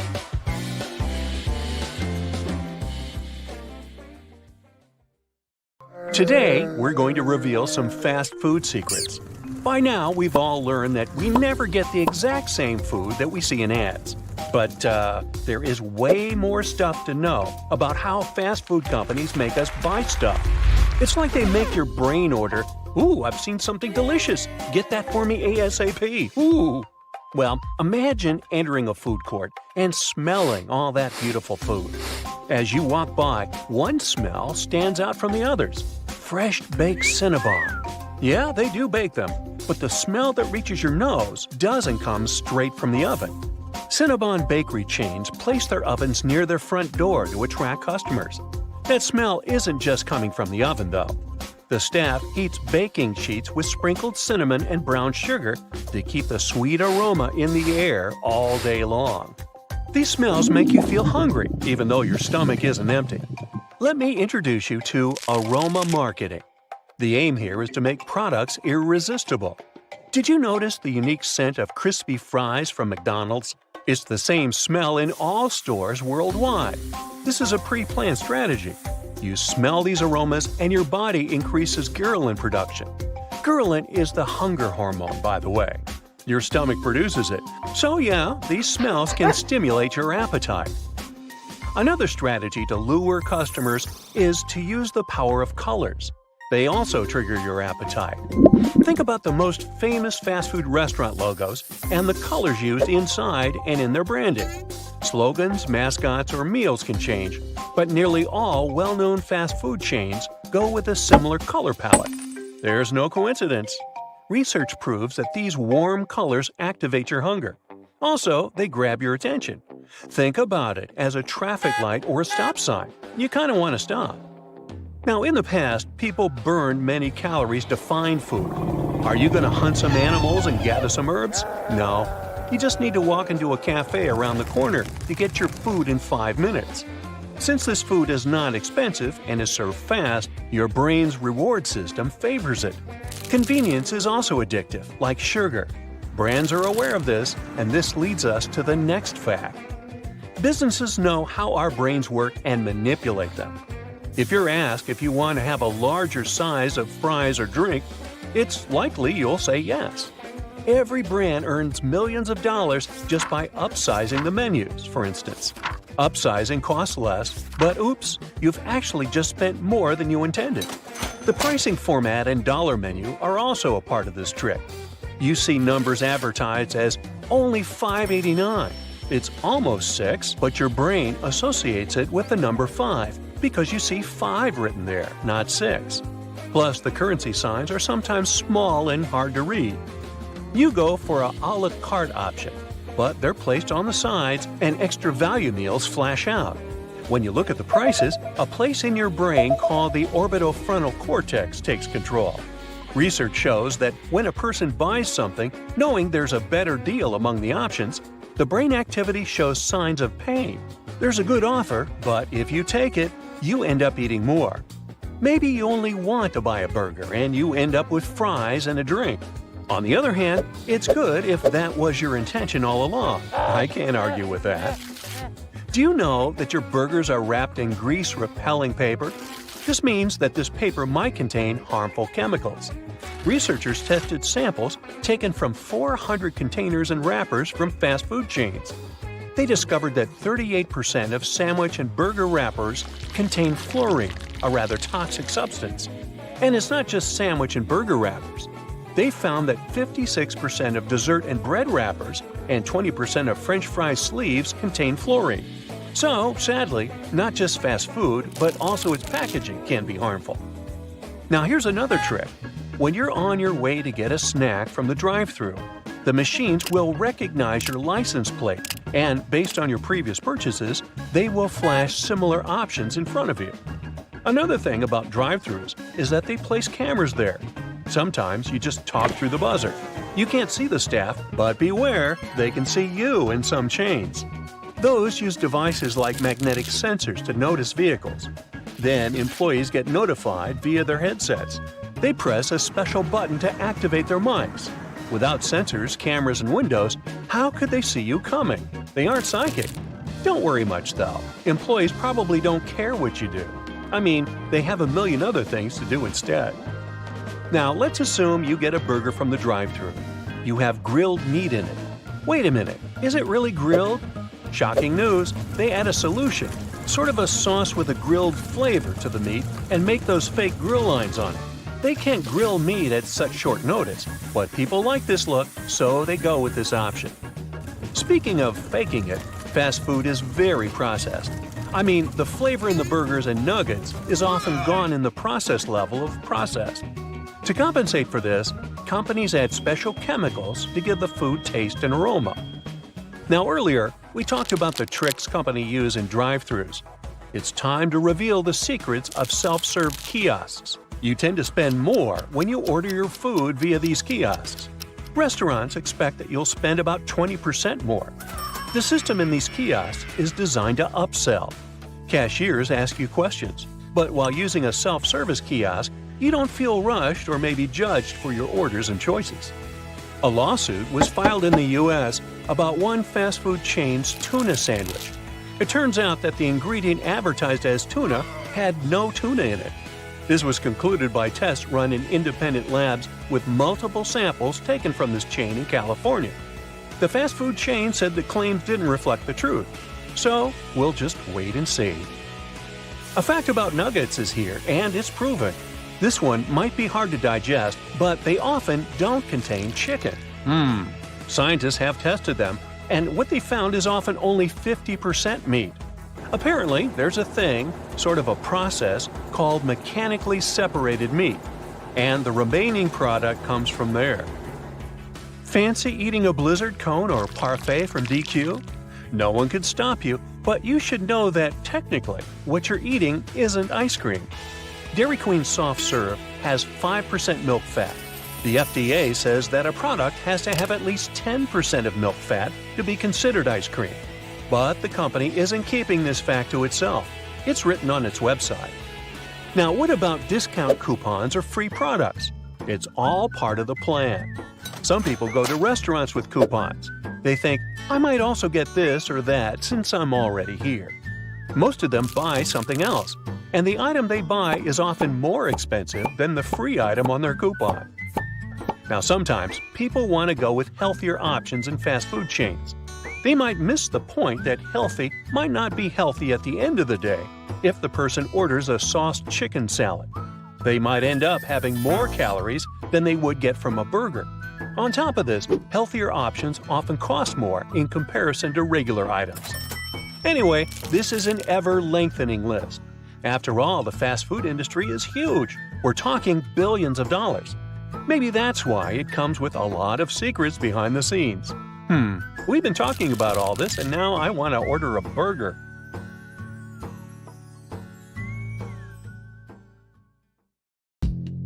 The national Jamaican fruit, ackee, has a truly unique taste. It's mild and buttery, and people who tried it say it tastes just like scrambled eggs. It's safe to eat ackee only as long as it's fully ripe, so the import of raw ackees was banned in the US almost 50 years ago. The only edible part is the white creamy flesh itself. The pink flesh looks mouthwatering, but don't fall for it, it's highly toxic. Same with the black seeds. Soursop is one more fruit banned from the US because of its toxins. It's also referred to as guanabana and can release toxic substances, leading to some very unpleasant effects if not ripe. Soursop fans, don't be sad. Chances are you might find some frozen pulp in supermarkets. Another thing that should be 100% ripe to be safe is elderberry. Raw elderberry is rich in vitamin C, which is good for you, and cyanide, which is not that good. These berries are quite popular though. You can find them in pies, syrups, teas, jams, you name it. Fully ripe and cooked berries aren't dangerous. And nope, it's not banned. Cyanide doesn't seem that serious when it comes to food with tetrodotoxin, which is 1,200 times stronger. Pufferfish is a Japanese delicacy, and it's loaded with the substance. No person can eat this fish without consequences, but Japanese chefs have mastered their skills to perfection. To make it edible, they simply remove the poisonous parts. This delicacy is called fugu and costs about $200 per portion. You could buy a whole bunch of totally safe salmon instead. It's almost completely banned in the US. There are only a few authorized places that sell it, but you probably don't feel like having such a gastronomic adventure either way. Casu marzu literally means rotten cheese. Sorry, you can't try a bite of it in the US, so in case you can't resist the temptation, just head to the island of Sardinia, Italy. In fact, it's just sheep milk cheese with a pinch of, let's say, magic. Special flies leave their eggs right inside that cheese, and they stay there for 40 days. At the moment it's ready for consumption, this cheesy delicacy has some live maggots taking care of decomposing it. Thanks to them, the cheese has that distinctive texture and spicy flavor. It's banned in the US for sanitary reasons. Unlike soft and creamy casu marzu, the Himalayan cheese chirpy is famous for being the world's hardest. Just like any regular product of this type, it's made from milk. What makes it different is that it stays fresh for up to 20 years. The milk is quite special too. The cows, which are actually a cross between cows and yaks, eat a variety of mountain herbs. This milk has a unique flavor thanks to those herbs. But be careful with your teeth nibbling on that hard as stone cheese.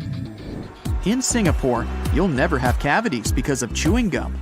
And nope, it's not because they take care of your teeth. The thing is, it's completely illegal there. This place is known for its cleanliness, and the country spent a fortune cleaning all the spots and banning chewing gum. It was prohibited back in 1992, and vendors had to stop the sales immediately to avoid super high fines. Walking down the supermarket aisles while traveling to different destinations, you may spot that there's no raw milk in stock. It's prohibited in many US states and other countries, including Canada, Norway, Finland, Sweden, Denmark, and Scotland, for sanitary reasons.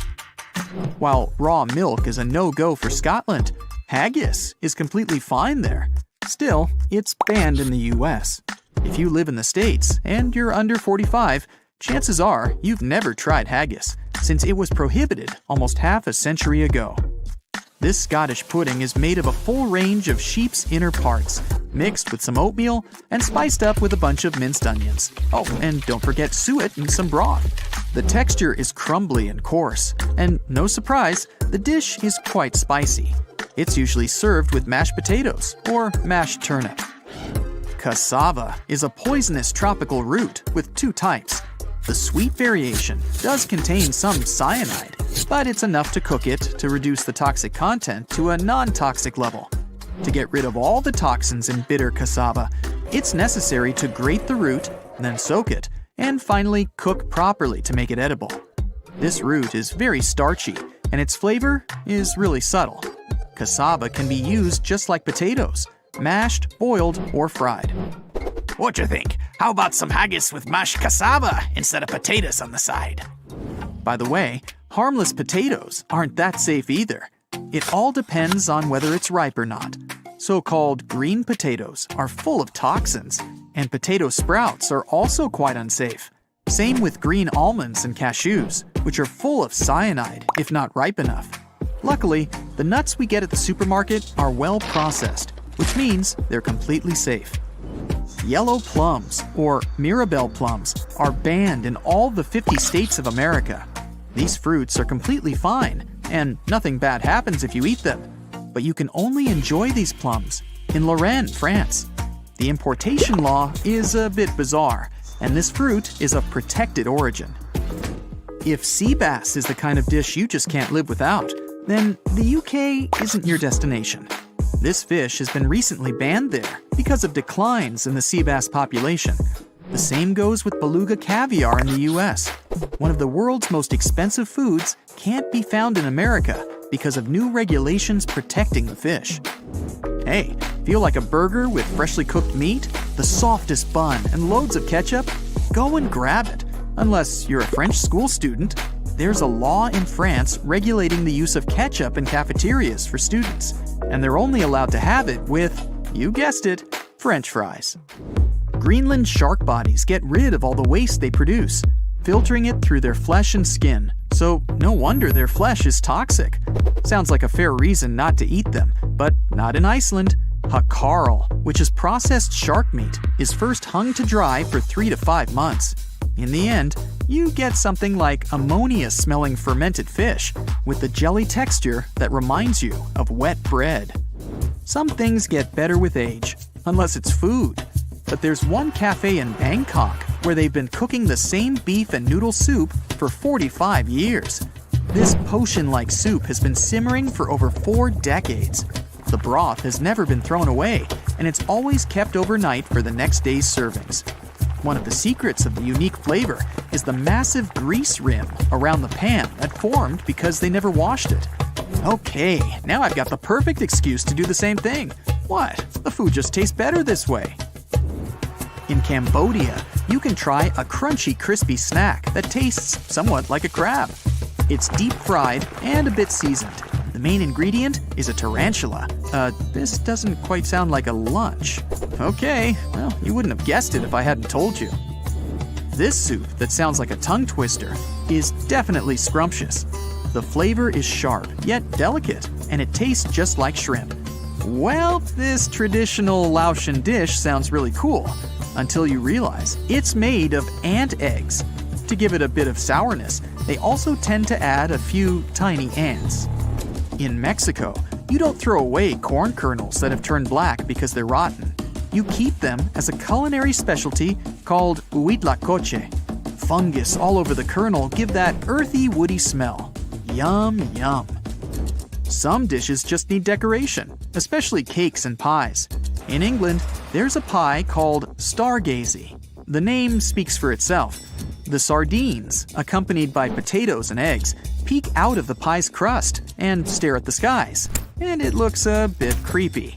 Sometimes it's the tails that point at the skies, though. Tea mushroom is another weird thing that they drink in Eastern Europe, together with acid milk-based drinks. It's basically some fermented black or green tea. It's made by adding a whole culture of bacteria, They're not consumed, they just ferment the drink. To sweeten tea, the sugar acts like yeast. Add juice, spice, or whatever you want to taste. Enjoy! Or at least try to. Tuna eyeballs are quite a popular delicacy in China and Japan. They need to be boiled before eating, and some seasoning is required too. If you nail it, you'll have a delicacy that tastes like squid. And it costs less than $1. I bet you're eyeing that one. You know, those fluffy cumulus clouds you see in the sky weigh as much as a Boeing 747 or 100 elephants. Hey, if you don't believe me, let's do the math. Scientists figured out that the density of water inside a cumulus cloud is around 0.5 gram per cubic meter. Now, clouds come in all sizes, but an average cloud of this type is shaped somewhat like a cube and has a volume of 1 billion cubic meters. When you multiply it by density, you get an impressive result of slightly over 1 million pounds. And in case you were wondering, this giant stays afloat because its density is lower than that of the air surrounding it. Giraffes are 30 times more likely to get struck by lightning than you are.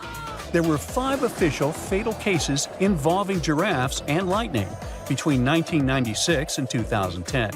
But since their population worldwide is just around 140,000 during that period, the fatality rate is rather high per 1,000 of giraffes per year. Lightning bolts love tall objects, so giraffes are unfortunately an easy hit. But scientists think they might have learned to deal with it and seek shelter during a thunderstorm or move quickly to thickly vegetated areas. The oldest animals on Earth are glass sponges. They can live up to 15,000 years. Scientists found the oldest glass sponge in the Ross Sea, a part of Antarctica. In another part of the world, the East China Sea, scientists found the skeleton of a glass sponge that lived for about 11,000 years. These sponges might have been around during the last ice age. They lived their whole lives stuck to hard surfaces, filtering water to snack on bacteria and plankton. So, our Earth is spinning more slowly now, which means our days are getting a bit longer over time. Long ago, I wasn't around then, a day on Earth was only about 19 hours, but then it grew to 24, mostly because the moon's gravity pulls on Earth and slows it down. Different extreme things go on in nature that can change the speed of Earth's spin in the short term. An earthquake in Chile in 2010 may have made our day a little bit shorter, according to scientists. But since 2020, the days have been getting longer again. Now, scientists still can't decide if water is actually wet or not. Some of them say water isn't wet itself, but it can make other things wet when it sticks to them. Others think water is wet because it's a liquid and has moisture. Water can feel wet because it cools your skin as it evaporates. How wet something is depends on 2 forces: cohesive forces that keep water droplets together and adhesive forces that make water stick to things.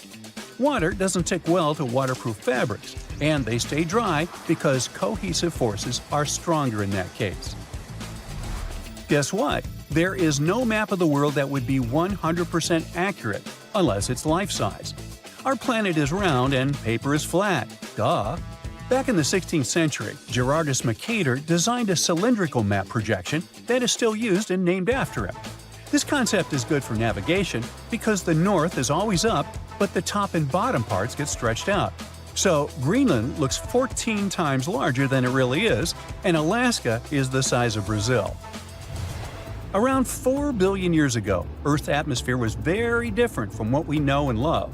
But volcanoes saved the day. Tons of them were erupting all over the place, spewing out carbon dioxide. This gas filled the sky and made up most of the atmosphere. Tiny early plants used that carbon dioxide to grow by photosynthesis and give out oxygen. One of the theories says that the steam from all the volcanoes cooled down and turned into water and gave us the oceans. It took about 2 billion years for enough oxygen to fill the air so that animals could live and breathe here. Now, if for some reason you ever decided to stack all the world's germs and bacteria on top of each other, they would stretch for 10 billion light years. But you wouldn't even see this thread, because it would be about 75 times thinner than a human hair. If you wrap this long line of bacteria around our galaxy, the Milky Way, it would circle around it more than 20,000 times. Ooh, my brain! It turns out there's rust on the moon, and it may have traveled all the way from Earth to get there. Now, rust usually needs oxygen and water to form, and the moon has almost none of either. But when this celestial body passes through a part of space called Earth's magnetotail, oxygen from Earth can reach it with solar winds. This oxygen may have combined with tiny amounts of water and iron on the moon's surface to create rust. Now, even a tiny asteroid can knock our planet out of its orbit. But don't worry, you probably won't even notice any difference. The effect of an impact will depend on many things, like how strong the space rock is, how fast it's going, and what kind of ground it hits. Most of the time, when space rocks hit Earth, they break apart or turn to gas before they reach the ground. But big ones, like the one that wiped out the dinosaurs, can cause huge problems, like big waves, earthquakes, and even change the weather. The Earth isn't solid like a rock on the inside, but more like squishy clay because of the very high heat and pressure deep underground. This squishiness allows the mantle to move very slowly over millions of years, and that's why we get earthquakes, volcanic eruptions, and the shifting of continents. During the last ice age, huge heavy glaciers sat on top of Earth's surface, pressing down on the squishy mantle underneath. This made the mantle sink a bit. When the ice melted, the mantle started pushing back up, and the land began to rise again. Even today, in places like Canada, Greenland, and Scandinavia, the land is still rising because of this. Our planet is covered with cosmic dust. About 5,000 tons of it reach the surface of Earth every year. This interstellar substance is smaller than a grain of sand and often even thinner than a human hair. Scientists go all the way to the middle of Antarctica, where it barely snows, and the snow is super clean to spot those particles. Most of this dust comes from comets. If you're an introvert, Greenland is the ideal place for you. It is the least densely populated area in the world, with only 0.1 person per square mile. Wow, I've never actually seen a tenth of a person. Anyway, most of Greenland is covered in ice, so people live mainly along the west coast. Oh, and by the way, it's been inhabited for over 4,500 years, so it must not be that bad after all. Guess what? The ground you walk on is actually recycled. First, hot melted rock from magma comes to the surface and cools down to become solid rock. Then, thanks to tectonic forces, the rock gets pushed up to the surface. Over time, wind, rain, and other forces break pieces of the rock off. They get carried away and eventually settle down in layers. These layers get squished together, forming sedimentary rocks, like sandstone. Sometimes, if these sedimentary rocks get pushed deep under the Earth's surface, the heat and pressure cook them into a new type of rock called metamorphic rock. A long time ago, life on Earth might have been purple instead of green. A molecular biologist from the University of Maryland thinks that the very first microbes used a special molecule to capture sunlight that made them look purple. Today, plants are green because they use chlorophyll to absorb sunlight and turn it into energy. But before chlorophyll existed, retinal molecules did the same job. It soaked up green light from the sun and reflected red and purple light, which made the microbes look violet and like little tiny grapes. Really. So, dark matter is a mysterious substance that makes up about 85% of the total matter in the universe, yet we can't see it or touch it. The regular matter that we're used to forms stars, planets, and everything around us. But dark matter doesn't emit, absorb, or reflect light, which is why we can't even see it. We don't even know if it actually exists. The reason why we believe in dark matter is because it leaves gravitational effects on galaxies and other cosmic objects. For example, spiral galaxies spin in a way that doesn't match the law of physics we know. According to our current knowledge, the outer edges of these galaxies should slow down, but they don't. They either keep the same speed or even speed up. It also seems to be acting like an invisible glue that holds galaxies together.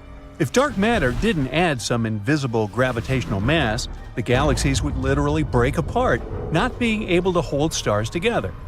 But even though it's fundamentally important for our world, we still don't know exactly what dark matter is made of.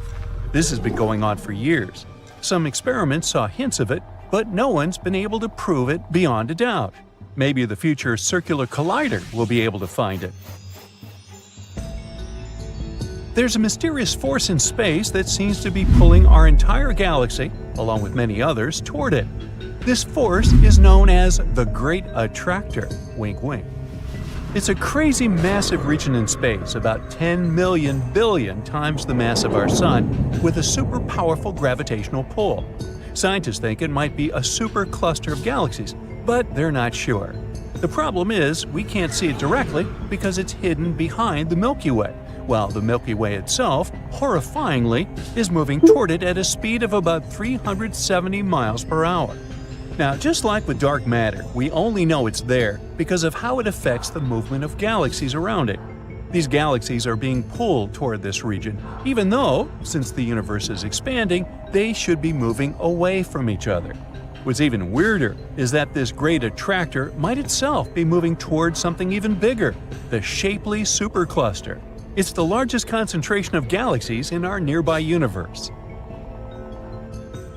In 2017, astronomers discovered a strange object called Oumuamua. This was the first known visitor from another star system.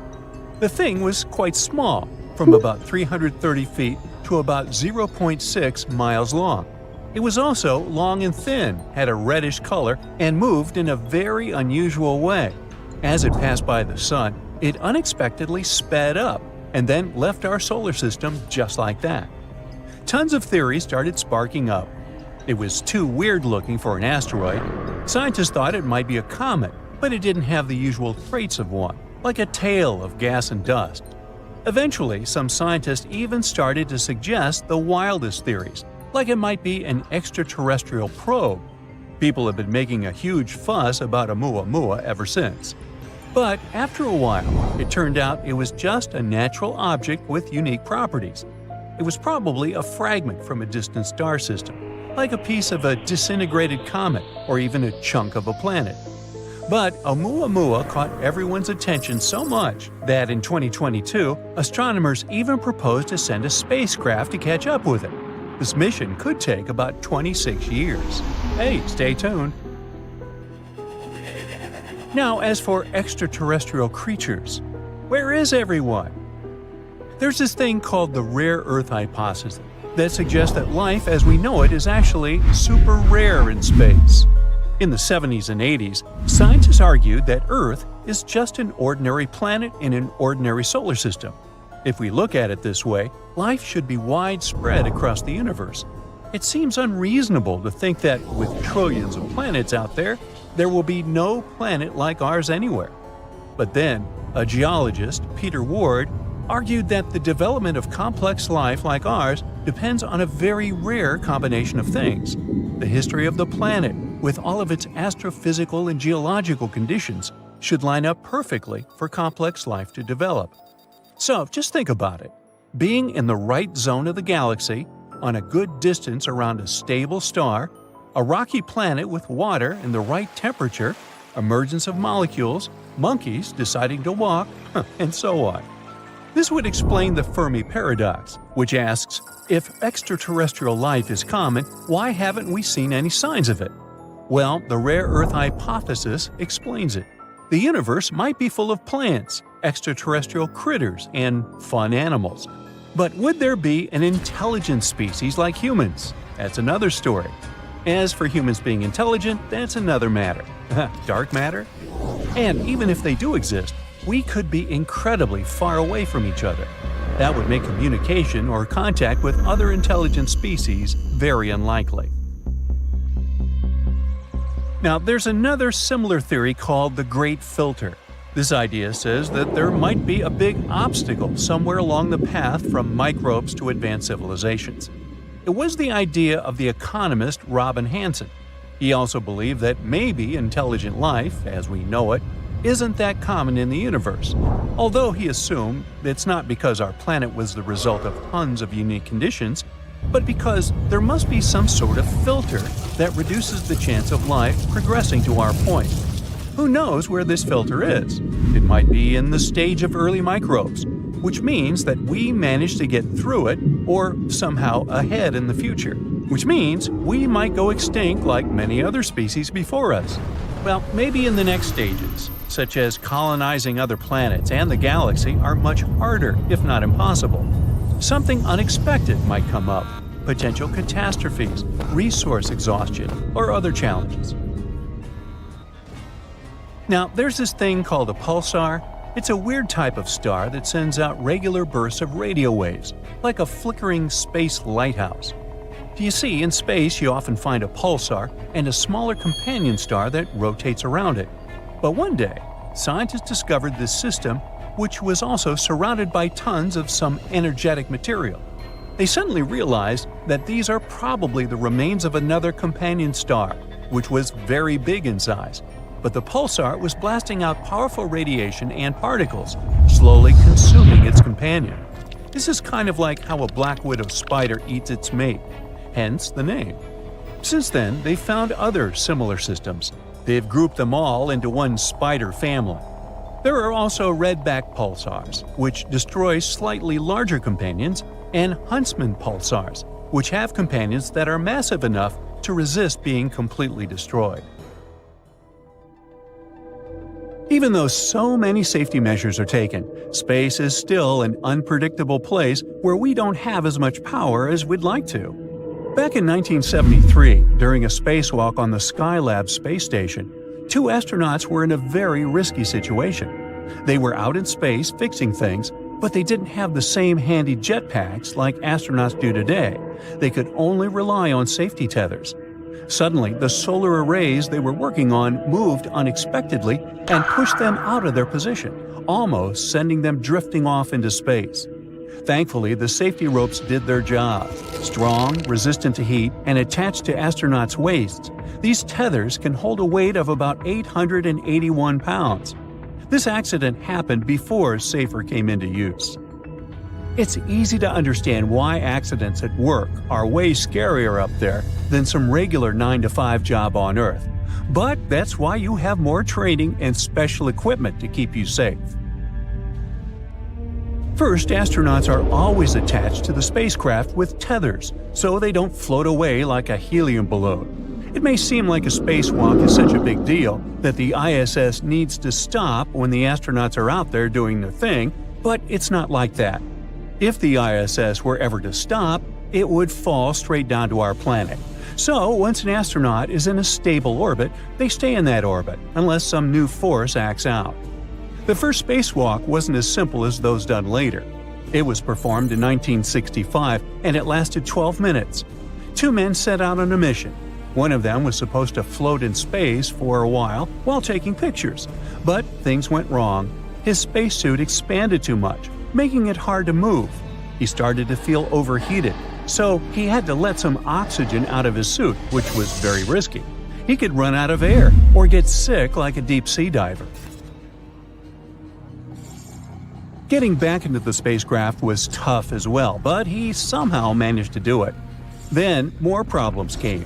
The spacecraft started spinning, oxygen levels rose dangerously, and there was a risk of an explosion. After a lot of struggle, they made it back to Earth, but landed in a random forest surrounded by wolves and bears during a snowstorm.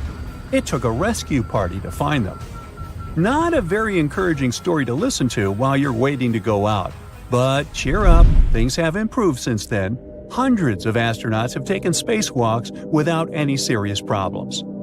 So here you are, whizzing right along with the giant ISS. Your first spacewalk goes almost flawlessly, so you can enjoy the view a bit. It's hard to control the way you move, but tethers still do their job, so you can focus on your task. Until you realize they failed. How did they untie? You notice you're floating off in some random direction. There's nothing you can hold on to. Your body is weightless, and it has started to spin around. It's so frustrating when you can't take control of your movements. An astronaut named Scott Kelly described this unpleasant feeling in his book Endurance. He was turning around and upside down in the darkness and could see nothing but what was right there in front of his face. It was like a scuba diver floating in murky waters, totally disoriented, with no way of telling which direction was wrong and which one could be right. In space, you can't kick or flail to change your course.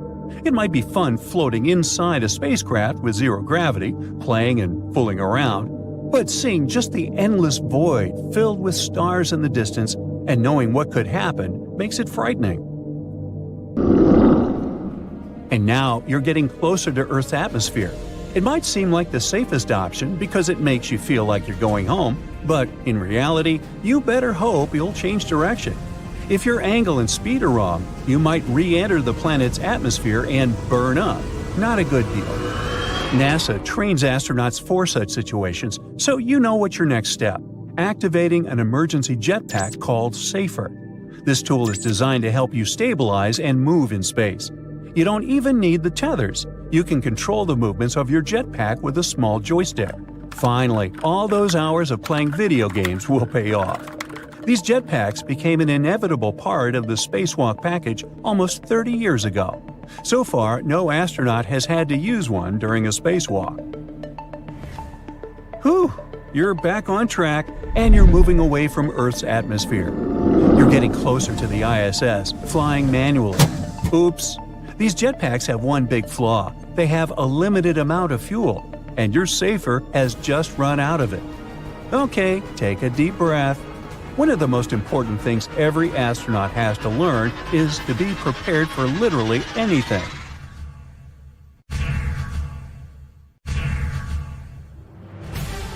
This strange radio signal wasn't found by a scientist on a serious mission. It was actually discovered by a college student just doing a regular project for school. Tyrone O'Doherty, an undergrad student at Curtin University in Australia, was sifting through old data of the southern sky. He was looking for any weird blinking radio signals. He finally stumbled upon one from 2018 that seemed to shoot radio waves towards Earth like a lighthouse beam. Excited about his find, Tyrone shared it with his mentor, radio astronomer Natasha Hurley-Walker. She dove into researching this signal, hoping for a breakthrough. But despite checking different frequency data, they hit a dead end. But then, Natasha spotted a pattern. The signal repeated every 18 minutes. This was huge. But just as they were gearing up to study it further, poof! The signal vanished after only 3 months, leaving them with nothing. Not giving up, Natasha and her team scanned the skies again, desperate for a clue. Months passed, but nothing turned up. They were ready to give up, and then suddenly, a new signal popped up. This one kept blinking for 5 minutes, then it disappeared. And then it came back exactly 22 minutes later. The main question was if that signal was related to an 18-minute one. To figure it out, Natasha went back to the old radio data from that area. As they dug deeper, they realized that yes, and these signals aren't anything new. They've been beaming towards Earth for 35 years. Back in 1988, Indian and American telescopes had caught them, but they got buried under tons of other data. This was great news for space explorers because it meant they could now calculate how far away this mysterious object was. After doing the math, they figured out it was incredibly far, even on a space scale, 15,000 light-years from Earth. Now, the only thing left to uncover was what exactly this object was. Walker and his team started comparing it to all the known radio-emitting objects out there. Yet its source remains a mystery. The signals still pop up every 22 minutes on NASA screens, always ending with a frustrating match not found message. The scientists called it J183910. Some think that the signal might come from some extraterrestrial beings. Maybe it's the signal that SETI, the search for extraterrestrial intelligence, has been waiting for. This project has been working for over 50 years, trying to find any evidence of life beyond Earth. They also scan the skies for radio waves, laser pulses, and other mysterious signals. So maybe it's a way for extraterrestrial folk to communicate their location. Over billions of years, the surface of the moon has been hit by asteroids and comets, causing bits and pieces to constantly break off from the impacts. Because of this, all the surface material is pretty loosely packed. So when there are quakes, slopes in the same area can become susceptible to landslides or new faults opening up. Future settlements located too close to these unstable slopes could put everyone living inside these lunar bases at risk.